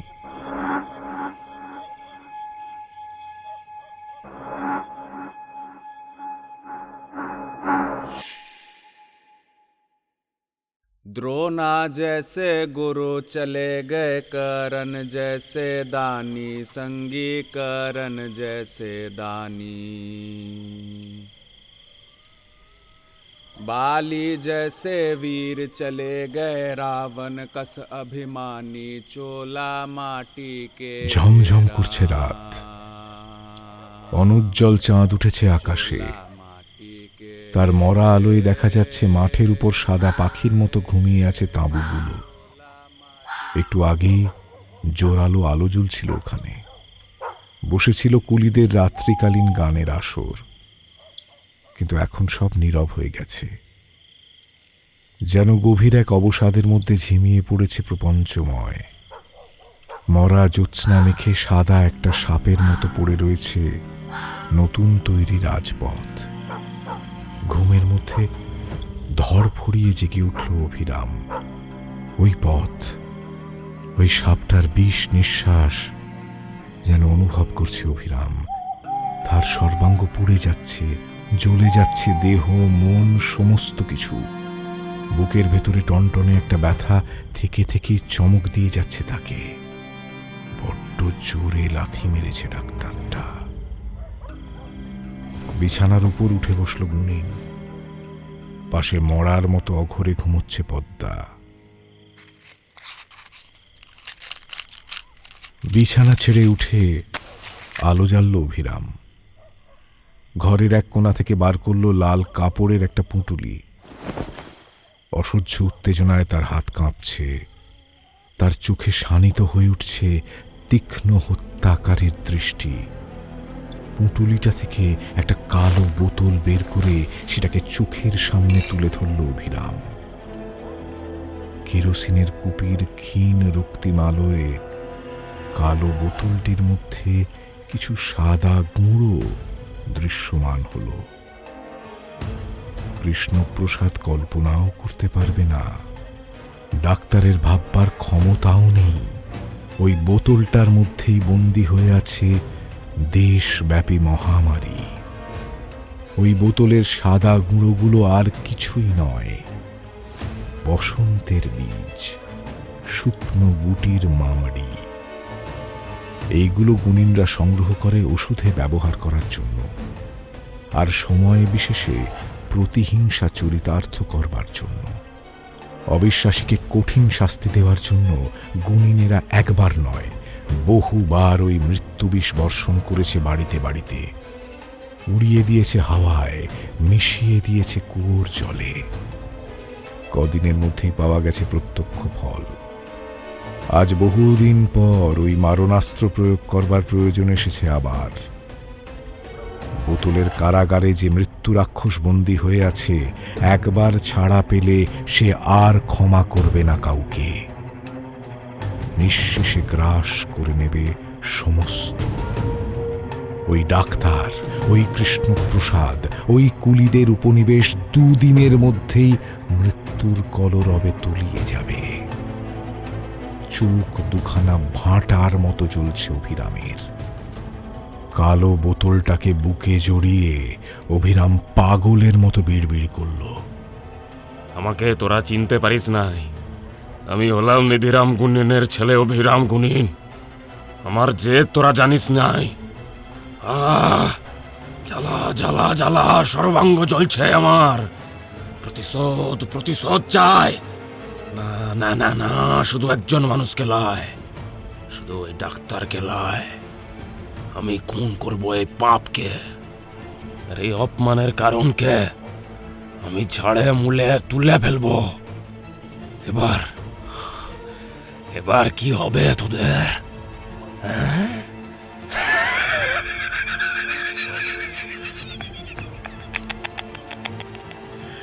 দেখি, এবার দেখি কে বাঁচায় তোদের, কোন ডাক্তার এসে তোদের উদ্ধার করে দেখি। অভিরামের সেই হাসি শুনে পাশে বিছানায় পদ্মা একটু নড়ে চড়ে পাশ ফিরে শোয়ে।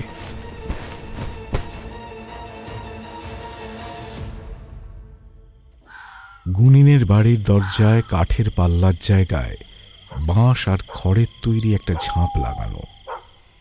সন্তর্পণে ঝাঁপ সরিয়ে বাইরে এসে নিঃশব্দে সেটা বন্ধ করে দেয় অভিরাম। ম্লান জ্যোৎস্নায় পাড়ার কুকুরগুলো অন্ধকারের মধ্যে মিশে থাকা গুনিনের ছায়ামূর্তি দেখে চিৎকার করে ওঠে। আবার পর মুহূর্তেই যেন কোনো এক অজানা আতঙ্কে চুপ করে যায়। এক মারুণ ঘোরের মধ্যে চলেছে অভিরাম। গাঁয়ের রাস্তা অন্ধকার। সন্ধেবেলায় কারা যেন শুয়োর পুড়িয়েছিল। এখনো পোড়া মাংস আর পোড়া কাঠের গন্ধ বাতাসে সমাকুল হয়ে আছে। দূরে শেয়াল রাতের প্রহর ঘোষণা করল।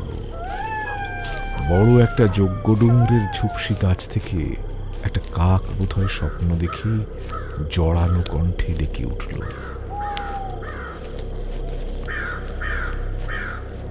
গুণিনের মনে হয় কাকটা যেন বলছে, খা খা খা। অন্ধকারে পায়ে পায়ে শীতলার থানের দিকে এগিয়ে চলে অভিরাম। ঝুরি নামা অশ্বত্থ গাছের পাতায় যেন প্রেতাত্মাদের দীর্ঘশ্বাস প্রতিধ্বনিত হচ্ছে।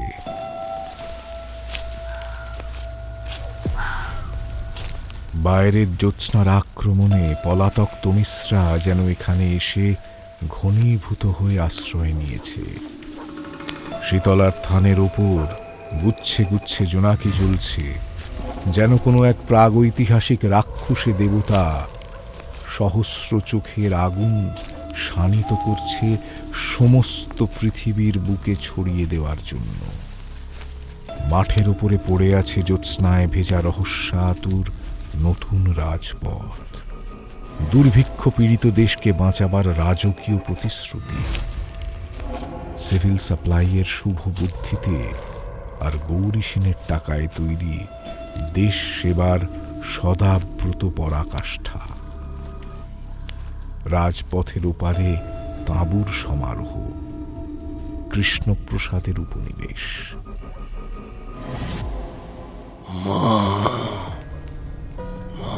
মারে মা, এই গ্রামে মার ঢুকেছে রে মা। শহরের লোকে টাকার লোভ দেখি রাস্তা বানিয়ে ভুলিয়ে দিতে চায় গাঁয়ের দেবতাকে।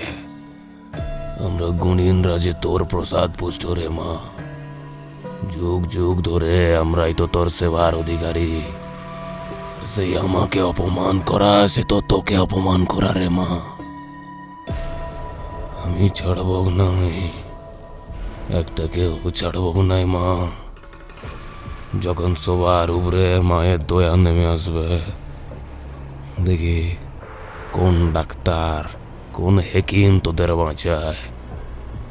জয় মা, জয় মা, জয় মা শীতলা, জয় মা। জমাট বাঁধা অন্ধকারের মধ্যে শীতলার থানে প্রণাম করল গুণিন। মানুষ চোখে যেন দেখতে পেল বিস্ফোটক ভূষিতা দেবীর করালি মূর্তি। দেবীর সারা গায়ের ক্ষতচিহ্ন থেকে ঝরে পড়ছে রক্ত আর পুঁজ। এক হাতে মারণ সূর্প, তার বাতাসে মহামারীর বিষ উড়ে যাচ্ছে দেশ থেকে দেশান্তরে। গর্ধভাসনা দেবীর প্রসারিত জিহ্বা থেকে ঝরছে তাজা রক্ত। রুদ্ধ উত্তেজনায় গায়ের লোমগুলো কাঁটার মতো খাড়া হয়ে ওঠে অভিরামের। জয় মা, জয় মা শীতলা, তোর সন্তানের প্রতিশোধ চরিতার্থ কর মা, চরিতার্থ কর মা, জয় মা।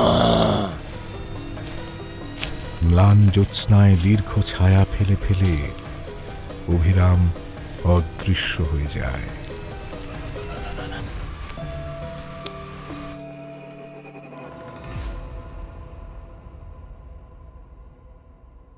এ গায়ে মড়ক লেগিছে গো।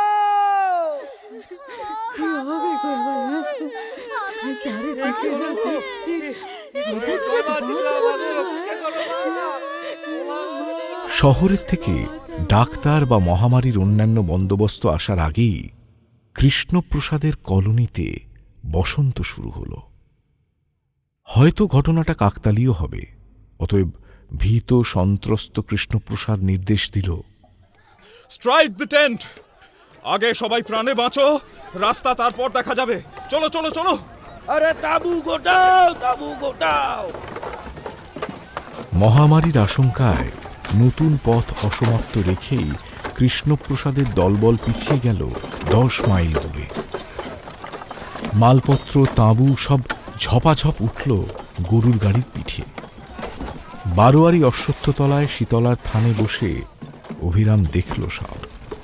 বিলীয়মান গরুর গাড়ির সারির কাঠের চাকাগুলির ক্যাঁচ কোচ শব্দ ছাপিয়ে শোনা গেল অভিরামের পৈশাচিক ক্রূর হাসি।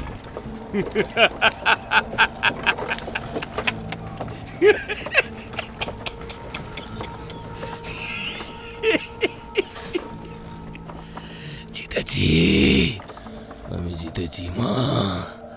জয় মা শীতলা, জয় মা। আমি জানতাম মা, মা তুই আমার সহায় হবি। জয় মা শীতলা, আমি জানতাম মা তুই আমার সহায় হবি।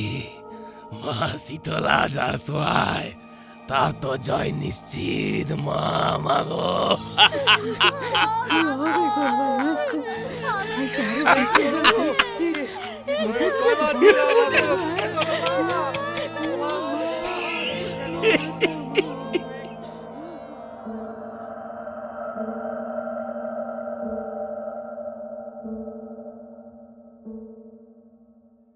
মহামারীর কাল রাক্ষস কৃষ্ণপ্রসাদের তাঁবুতে আর সীমাবদ্ধ রইল না। নির্বিচারে তার ক্ষুধা বিস্তীর্ণ হয়ে থাবা বসালো গ্রামের দিকে। যারা বাইরে থেকে এসেছিল তারা পালিয়ে বাঁচল, কিন্তু যাদের বাইরে যাবার জায়গা নেই, বসন্তের আক্রমণ তাদের উপরেই ভেঙে পড়ল অনিবার্যভাবে। এবার কোথায় গেল কৃষ্ণপ্রসাদ? কোথায় গেল কি? অভিরাম ছাড়া আর উপায় নেই কারোর। একটি ব্রহ্মাস্ত্রেই অন্তজ সম্রাট নিজের হৃত রাজ্যে পুনঃপ্রতিষ্ঠিত হল যেন।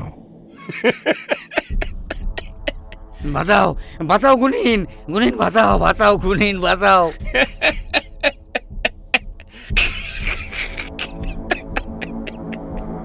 গোড়ায় দুর্ভিক্ষ, তারপরে মহামারী, মা শীতলার করাল কোপ থেকে বাঁচার উপায় কি? গুনিন তুমি আমাদের ভরসা, উপায় বাতলে দাও, আমাদের বাঁচাও। গুনিন গুনিন আমাদের বাঁচাও, মায়ের দয়ার থেকে উদ্ধার করো আমাদের। কেন তোদের সরকারি বাবু কোথায় গেল এখন? তাকে ডেকে পাঠাও যা। রাগ করো না ভাই, দয়া করো। তুমি ছাড়া আর কেই বা আছে আমাদের? এই বিপদের দিনে তুমি না এলে আমাদের কে বাঁচাবে? গুনিন গুনিন তোমার পায়ে ধরি গুনিন।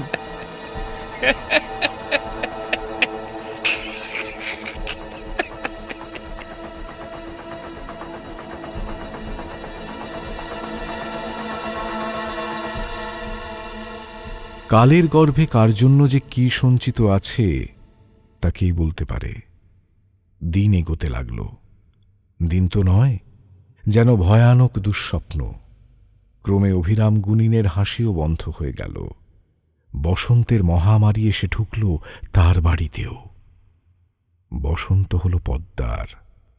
তার ছোঁড়া ব্রহ্মাস্ত্র যে লক্ষ্যভেদ সম্পূর্ণ করে আবার তার বুকেই ফিরে আসবে, এ কথা অভিরাম কল্পনা করতে পারেনি। চাঁড়ালের সুন্দরী বউ পদ্মা, তার অমন সুন্দর মুখ, অমন অপূর্ব দেহখানা বসন্তের প্রভাবে ক্রমে পুছে গেল। এমন বিভৎস হয়ে গেল যে অভিরাম শেষ অবধি ওর দিকে তাকাতে পর্যন্ত পারত না। আর পারি না মা। পদ্মা, পদ্মা, পদ্মা, পদ্মা, কি হয়েছে রে? আরে পদ্মা। অসহ্য যন্ত্রণায় ছটফট করতে করতে একদিন মরে গেল পদ্মা। তার শরীরের সৌন্দর্যের আবরণের তলা থেকে যেন বেরিয়ে এলো বিভৎস নরককুণ্ড। সমস্ত রাগ, প্রতিশোধ, স্পৃহা উবে গিয়ে এক দমবন্ধকর শূন্যতা ঘিরে ধরল অভিরামকে। মাটিতে আছড়ে পড়ে আকুল হয়ে কাঁদতে লাগল সে। পদ্মা, পদ্মা কি হয়েছে?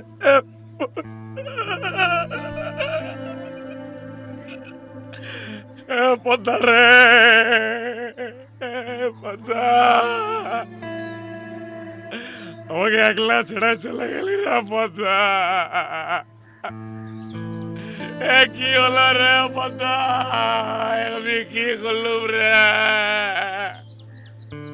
ওরে পদ্মা রে,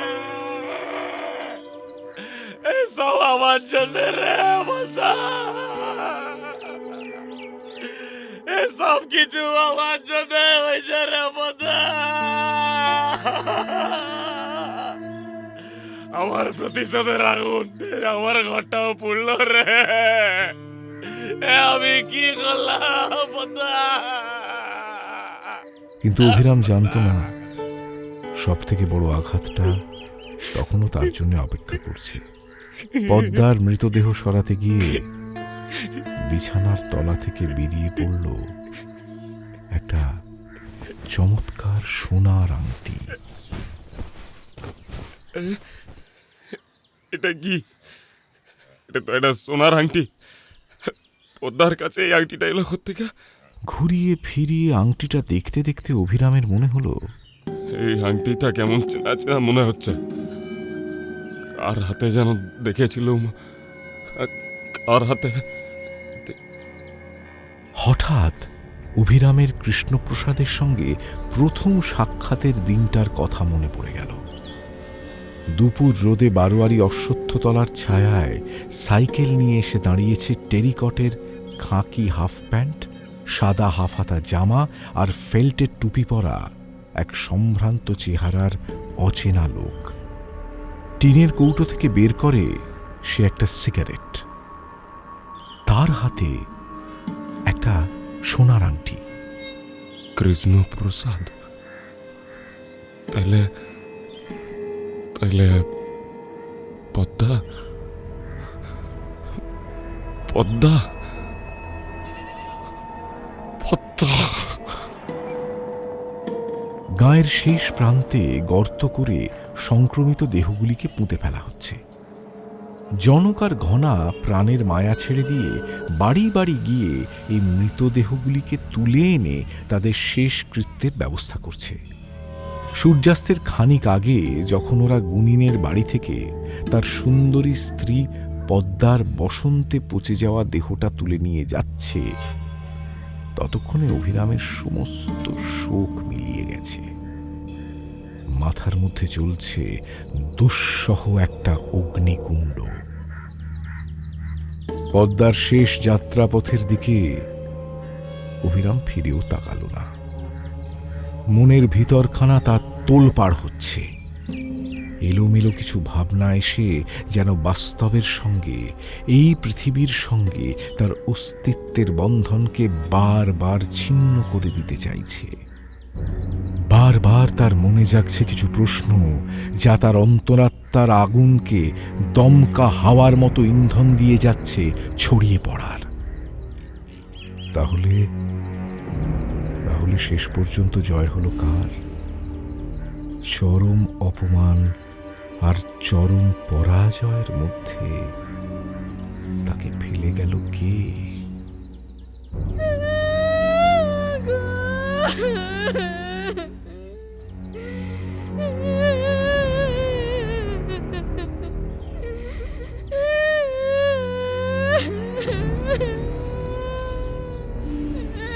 কি হলো গো ঠাকুর? কি স্বপ্নে সে কাণ্ড গো? ওই যে আবার কারোর বাড়িতে মৃত্যুর কালো ছায়া পড়ল। সেই মরা কান্নার শব্দ শুনতে শুনতে অভিরাম আবার ভাবল, এই কি চেয়েছিল সে? আর পদ্মা, এই সোনার আংটি? সূর্য অস্ত গেছে। গ্রামের বুকে আবার নেমেছে আর একটা সন্ধ্যা। দাওয়ার এক কোণে মাটির কলসিখানা একদিকে হেলে পড়ে আছে। পদ্মা রোজ এই সময় কলসিখানা নিয়ে কুয়োতলায় জল আনতে যেত। সেই কলসি আজ শূন্য, তাতে জল ভরার কেউ নেই। দাওয়া ছাড়িয়ে খোলা উঠোনে পাথরের মূর্তির মতো বসে আছে গুণিন অভিরাম। ধারে পাশে দু একটা পোড়া বিড়ি পড়ে আছে।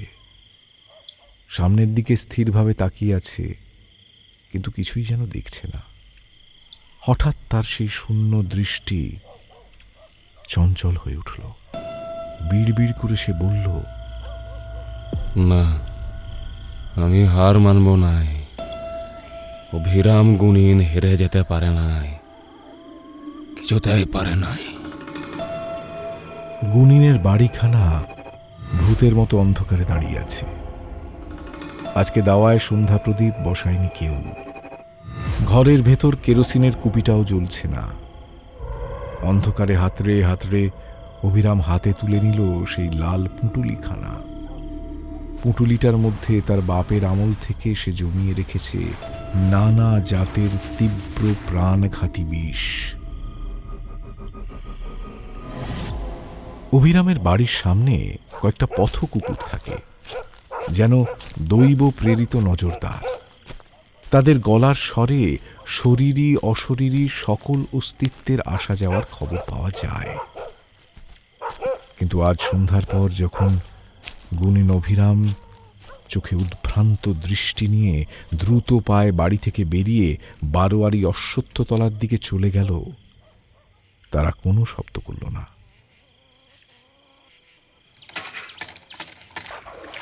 কুয়োতলায় অন্ধকারে গুণিনকে গায়ে বালতি বালতি জল ঢালতে দেখে দাঁড়িয়ে পড়ল ঢোলবাদক বিশু। পদ্মার মারা যাবার খবর সে পেয়েছে, তাই ভেবেছিল আজ হয়তো শীতলার থানে সন্ধ্যা আরতি করতে আসবে না গুণ। অভিরামকে দেখে তার সে ভুল ভাঙল। কিন্তু অভিরামের চেহারায় আর চোখে মুখে এমন কিছু ছিল যার জন্য সে আর কোনো প্রশ্ন করতে সাহস পেল না। হঠাৎ কি মনে হতে সে এক ছুট্টে সতুকে ডেকে আনল। সতু শীতলার থানে পূজা এবং আরতির সময় বিশুর সঙ্গে কাঁসি বাজায়। গায়ে জল ঢালা সেরে ভিজে গায়ে অভিরাম এসে থানে প্রদীপ জ্বালল। প্রদীপের পোড়া তেল পাথরের প্রদীপদানের গায়ে পুরু হয়ে গজিয়ে ওঠা নীল সবুজ শ্যাওলার উপর দিয়ে গড়িয়ে গড়িয়ে নামছে। পুরনো ফুল ইত্যাদি পরিষ্কার করে সে নতুন করে সিঁদুর লেপে দিল ব্রণ চিহ্নওয়ালা কালো পাথরটার গায়ে। পাথরটার মাঝের ফাটলের মধ্যেও তেল মেশানো লাল সিঁদুর চুইয়ে ঢুকে পড়ল। সিঁদুর লেপা হয়ে যাওয়ার পর একপাশে থকথকে হয়ে জমে থাকা তেল জল সিঁদুরের মিশ্রণের ওপর অতিরিক্ত নতুন সিঁদুর ঢেলে দিল অভিরাম। সতু আর বিশু মিলে দুটি মাটির ধুনুচিতে নারকোলের ছোবড়া, দু এক টুকরো কাঠ আর গুঁড়ো করা ধুনো মিশিয়ে আগুন জ্বালিয়েছে।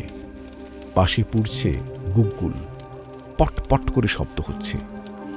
কালো ধোঁয়া পাকিয়ে উঠছে সাপের কুণ্ডলির মতো। বারোয়ারি অশ্বত্থতলার শীতলার থান ঘিরে যেন ঘনিয়েছে নীল উগ্রগন্ধি অন্ধকার। ভারী হয়ে উঠছে চারপাশের বাতাস। কোন এক আবেশের মধ্যে যন্ত্রচালিতের মতো অভিরাম পূজায় বসল। মন্ত্রপাঠ করছে অভিরাম। তার কতকটা সংস্কৃত, কতকটা বাংলা, কতকটা দুর্বোধ্য ডয় শূন্য র আর ঢয় শূন্য রয়ের সমান। ওম হ্রিং শ্রীং শীতলায় নমঃ পট। ওং সর্ববিঘ্নানুৎসারায় ওং পট স্বাহা। বলিং গৃহ মহাদেবী আত্মানং সর্বগুণান্বিতম। চারদিকে মেয়ে ও পুরুষদের একটা ছোট দল জমেছে। মেয়েদের মধ্যে গলায় আঁচল দিয়ে দাঁড়িয়ে আছে শিবানী, রাধা, মালতী। কেউ তাকিয়ে আছে বিস্ফারিত বিহ্বল দৃষ্টিতে। ঢোল আর কাঁসরের বিরাম ও জ্যোতিতে অভিরামের গলার সেই গম্ভীর মন্ত্রনাদ যেন অলৌকিক হয়ে উঠছে। ধুনোর ধোঁয়ায় অনেকের মাথা ঘুরছে, চোখে অন্ধকার দেখছে তারা। তাদের যেন মনে হচ্ছে ওই সিঁদুর মাখা ব্রণচিহ্নযুক্ত কালো পাথরটা হঠাৎ এক সারি ধারালো দাঁত শুদ্ধ কালো একখানা রক্তাক্ত মুখ মেলে দেবে আর কড়মড় করে চিবিয়ে খাবে হাড়, মাংস, রক্ত। ওম হ্রিং শ্রীং শীতলায় নমঃ। ওং হ্রিং শ্রীং শীতলায় নমঃ। শীতলাই তং জগৎ মাতা। ভিড়ের মধ্যে এক কোণায় বসেছিল মতিলাল। এই কদিনে যেন হঠাৎ তার বয়স অনেক বেড়ে গিয়েছে, তাকে ক্লান্ত মূর্ছমান দেখাচ্ছে। একবার গলা তুলে সে অভিরামকে বলল, এই গুণিন, ভালো করে মন তো পড় বাবা, মায়ের দয়া একটু না করলি আর যে বাসি নেই। রক্তচক্ষু মেলে গুনিন একবার পিছনে ফিরে তাকালো। মদের নেশায় ধুলো ধোঁয়া আর আগুনের তাপে চোখ দুটো তার রাক্ষসের মতো টকটক করছে। প্রকাণ্ড গোলাকার মুখের খাড়া চোয়ালে দিন কয়েকের না কাটা খোঁচা খোঁচা দাড়ি, মাথার ঝাঁকড়া চুলগুলো নাচের দমকের তালে কপাল ছাড়িয়ে ছুঁয়ে যাচ্ছে চোখ, নাক, গাল, চিবুক। যেমন করে ম্যালেরিয়ার ঝাঁকুনি আসে তেমনি থরথর করে একটা কাঁপন এসে যেন গুনিনের আপাদ মস্তক ঝাঁকিয়ে দিয়ে গেল। দু হাতে দুটো ধুনুচি নিয়ে উঠে দাঁড়ালো গুনিন।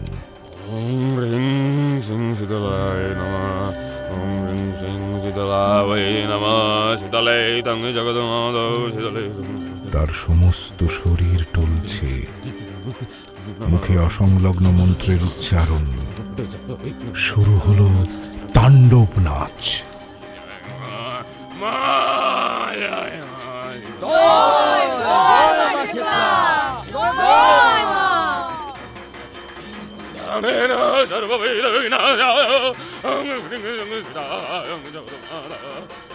ভিড়ের মধ্যেই সন্দেহাতুর গলায় হীরালাল মতিলালকে জিজ্ঞেস করল, মতিখুড়া, গুণিন এরম করছে কেন? কি হলো রাজ? গুণিনের উপর মা শেতলা ভর হইছে। অভিরামের মুখ দিয়ে গুঁ গুঁ করে বেরোচ্ছে একটা বিভৎস চাপা আওয়াজ। কখনো সে মাটিতে আছড়ে পড়ছে, পরক্ষণেই উঠে দাঁড়িয়ে আবার নাচতে শুরু করছে রুদ্র তালে। ঝাঁকড়া চুলগুলো থেকে যেন ধুলোর ঝড় উঠছে। ফটাস করে একটা ধুনুচি মাটিতে পড়ে দুখান হয়ে গেল। চারিদিকে ছিটকে গেল আগুন। সরসর করে অনেকটা পিছিয়ে এলো শীতলার থানে ভিড় করে দাঁড়িয়ে থাকা গ্রামবাসীরা। গুনিন আবার উঠেছে, আবার নাচ শুরু করেছে, কিন্তু নাচের তালে কেন যেন ভাটা পড়ছে। এবার অভিরামের পা আর যেন চলছে না। মুখ থেকে চাপা গোঙানির শব্দটা কেমন বিকৃত আর অস্বাভাবিক বোধ হচ্ছে এখন। অভিরাম গুনিনের জ্বলন্ত চোখ দুটো যেন ঝিমিয়ে আসছে ক্রমশ। হঠাৎ অভিরাম থেমে দাঁড়ালো। টলমল করে কাঁপতে লাগলো তার সর্বশরীর। তারপর ঠিক যেন ইচ্ছে করে নয়, পেছন থেকে কে যেন মস্ত একটা ধাক্কা দিয়ে তাকে ঘাড় মুচড়ে ফেলে দিল মাটিতে। কি হলো? গুনিন পড়ে গেল যে। আরে আরে, এ গুনিনের কি হলো গো? পড়ে গেল কেনে? হ্যাঁ, কি হলো বলো তো? ওকে, এই গুনিন উঠো। চারপাশের জনতা চঞ্চল হয়ে উঠল।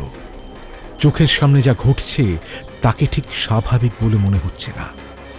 যা হওয়া উচিত এ তো তা নয়। বিস্ফারিত ভয়ার্ত চোখে গুনিন অভিরাম আরো কিছুক্ষণ গোঁ গোঁ শব্দ করে গেল।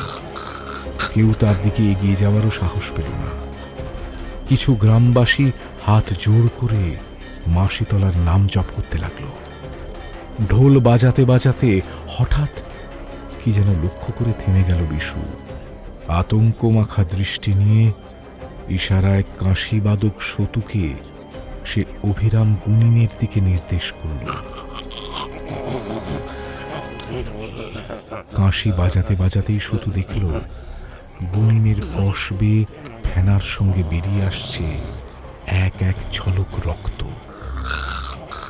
বলি দেওয়া পশুর মতো বার কয়েক হাত পা ছুঁড়ে শক্ত হয়ে গেল তার শরীর। সমস্ত শরীরে ঢেউয়ের মতো দোলা দিয়ে বেরিয়ে এলো একটা অন্তিম দীর্ঘশ্বাস। নাকের সামনে থেকে খানিকটা ধুলো উড়ে গেল হাওয়ায়। থেমে গেল ঢাকের বোল, বন্ধ হয়ে গেল কাঁসরের আর্তনাদ। হই হই করে ছুটে এলো জনতা, কিন্তু ততক্ষণে যা হবার হয়ে গেছে। মরে পাথর হয়ে গেছে গুনিন। গুনিন অসুচি হয়েই পূজায় বসেছিল। না না, হতে পারে না। বিশু নিজের চোখে ওকে কুয়াতলা থেকে চান করে আসতে দেখেছে। তাহলে ধুনোর অন্ধকারে ব্রণচিহ্নিত শীতলার পাথরটা গাঢ় রক্তের মতো সর্বাঙ্গে সিঁদুর মেখে যেন ক্ষুধার্ত হয়ে তাকিয়ে আছে। অশ্বত্থের পাতায় শাঁ শাঁ করে একটা উদাস বাতাস বয়ে গেল, যেন একটা অশরীরী কণ্ঠ চাপা গর্জন করে বলে উঠল, পালাবি কোথায়? এইবারে আসতে চলেছে তোদের পালা। গুনিনের মতো তোরাও যাবি। মুহূর্তের মধ্যে বারোয়ারিতলা জনশূন্য হয়ে গেল। প্রাণ নিয়ে ঊর্ধ্বশ্বাসে পালিয়েছে সকলে। শুধু অসমাপ্ত পুজোর উপকরণের মধ্যে নিস্পন্দ পড়ে রয়েছে গুনিনের দেহটা। মুখের পাশে ছড়িয়ে থাকা রক্ত আর শীতলা থানের তেল সিঁদুর মিলেমিশে একাকার হয়ে গেছে। ধূপধুনোর ধোঁয়া একটা কালো পর্দার মতো নিবিড় হয়ে নেমে আসছে, ঘিরে ধরছে অভিরামের শরীর।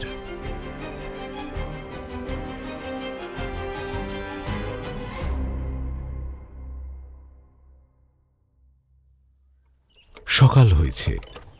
সহৃদয় সরকারি ঠিকাদার কৃষ্ণপ্রসাদ একটি গরুর গাড়ির ছইয়ের ভেতর বসে আছে। পাশে বসে আছে কৃষ্ণপ্রসাদের বন্ধু তথা সরকারি ডাক্তার সত্যনারায়ণ সেন। রাস্তা দিয়ে চলেছে একসাথে 3খানা গরুর গাড়ি। স্যানিটারি ইন্সপেক্টর আর ভ্যাকসিনেটরের ছোট্ট একটা দলকে নিয়ে চলেছে অভিরাম গুনিনের গ্রামের দিকে। কৃষ্ণপ্রসাদ নিজেই তোড়জোড় করে সরকারি দপ্তরে খবর পাঠিয়ে এই ব্যবস্থাপনা করেছে। বারোয়ারিতলার কাছাকাছি আসতেই দলটা থমকে দাঁড়ালো একবার। গরুর গাড়ির ছইয়ের ভেতর থেকে উঁকি দিয়ে কৃষ্ণপ্রসাদ দেখতে পেল অভিরাম গুনিনের মৃতদেহ। সকালবেলাতেই প্রায় শ্মশানে পরিণত হওয়া গ্রামটির বারোয়ারিতলায় মা শীতলার থানে পড়ে আছে পূজারী তথা গুনিন অভিরামের মৃতদেহখানি। 2-3টে শেয়াল মিলে টানাটানি ছেঁড়াছেঁড়ি করে খাচ্ছে সেই দেহটিকে। আহারে,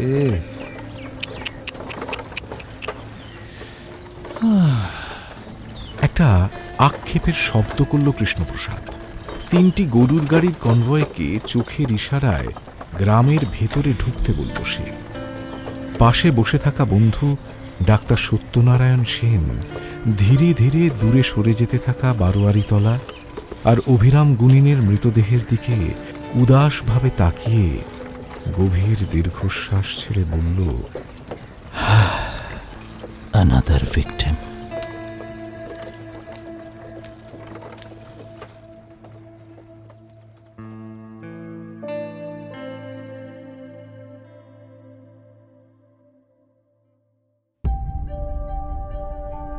শুনলেন নারায়ণ গঙ্গোপাধ্যায়ের রচনা অবলম্বনে মৃত্যুবান।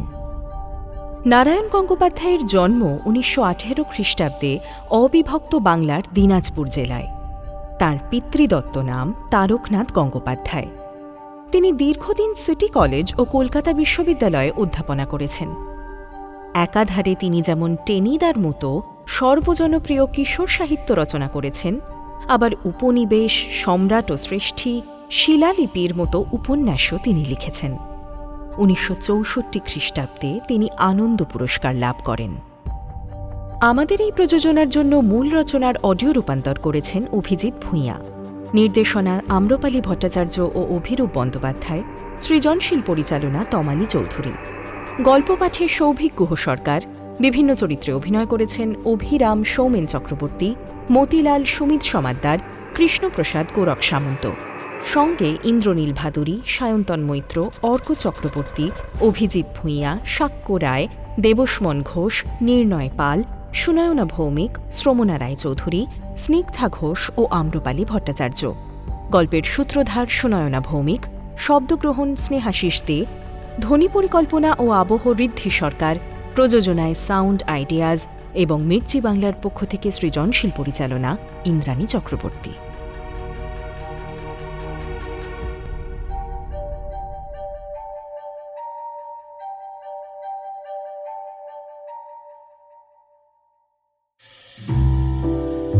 মির্চি নিবেদন ফ্রাইডে ক্লাসিক্স।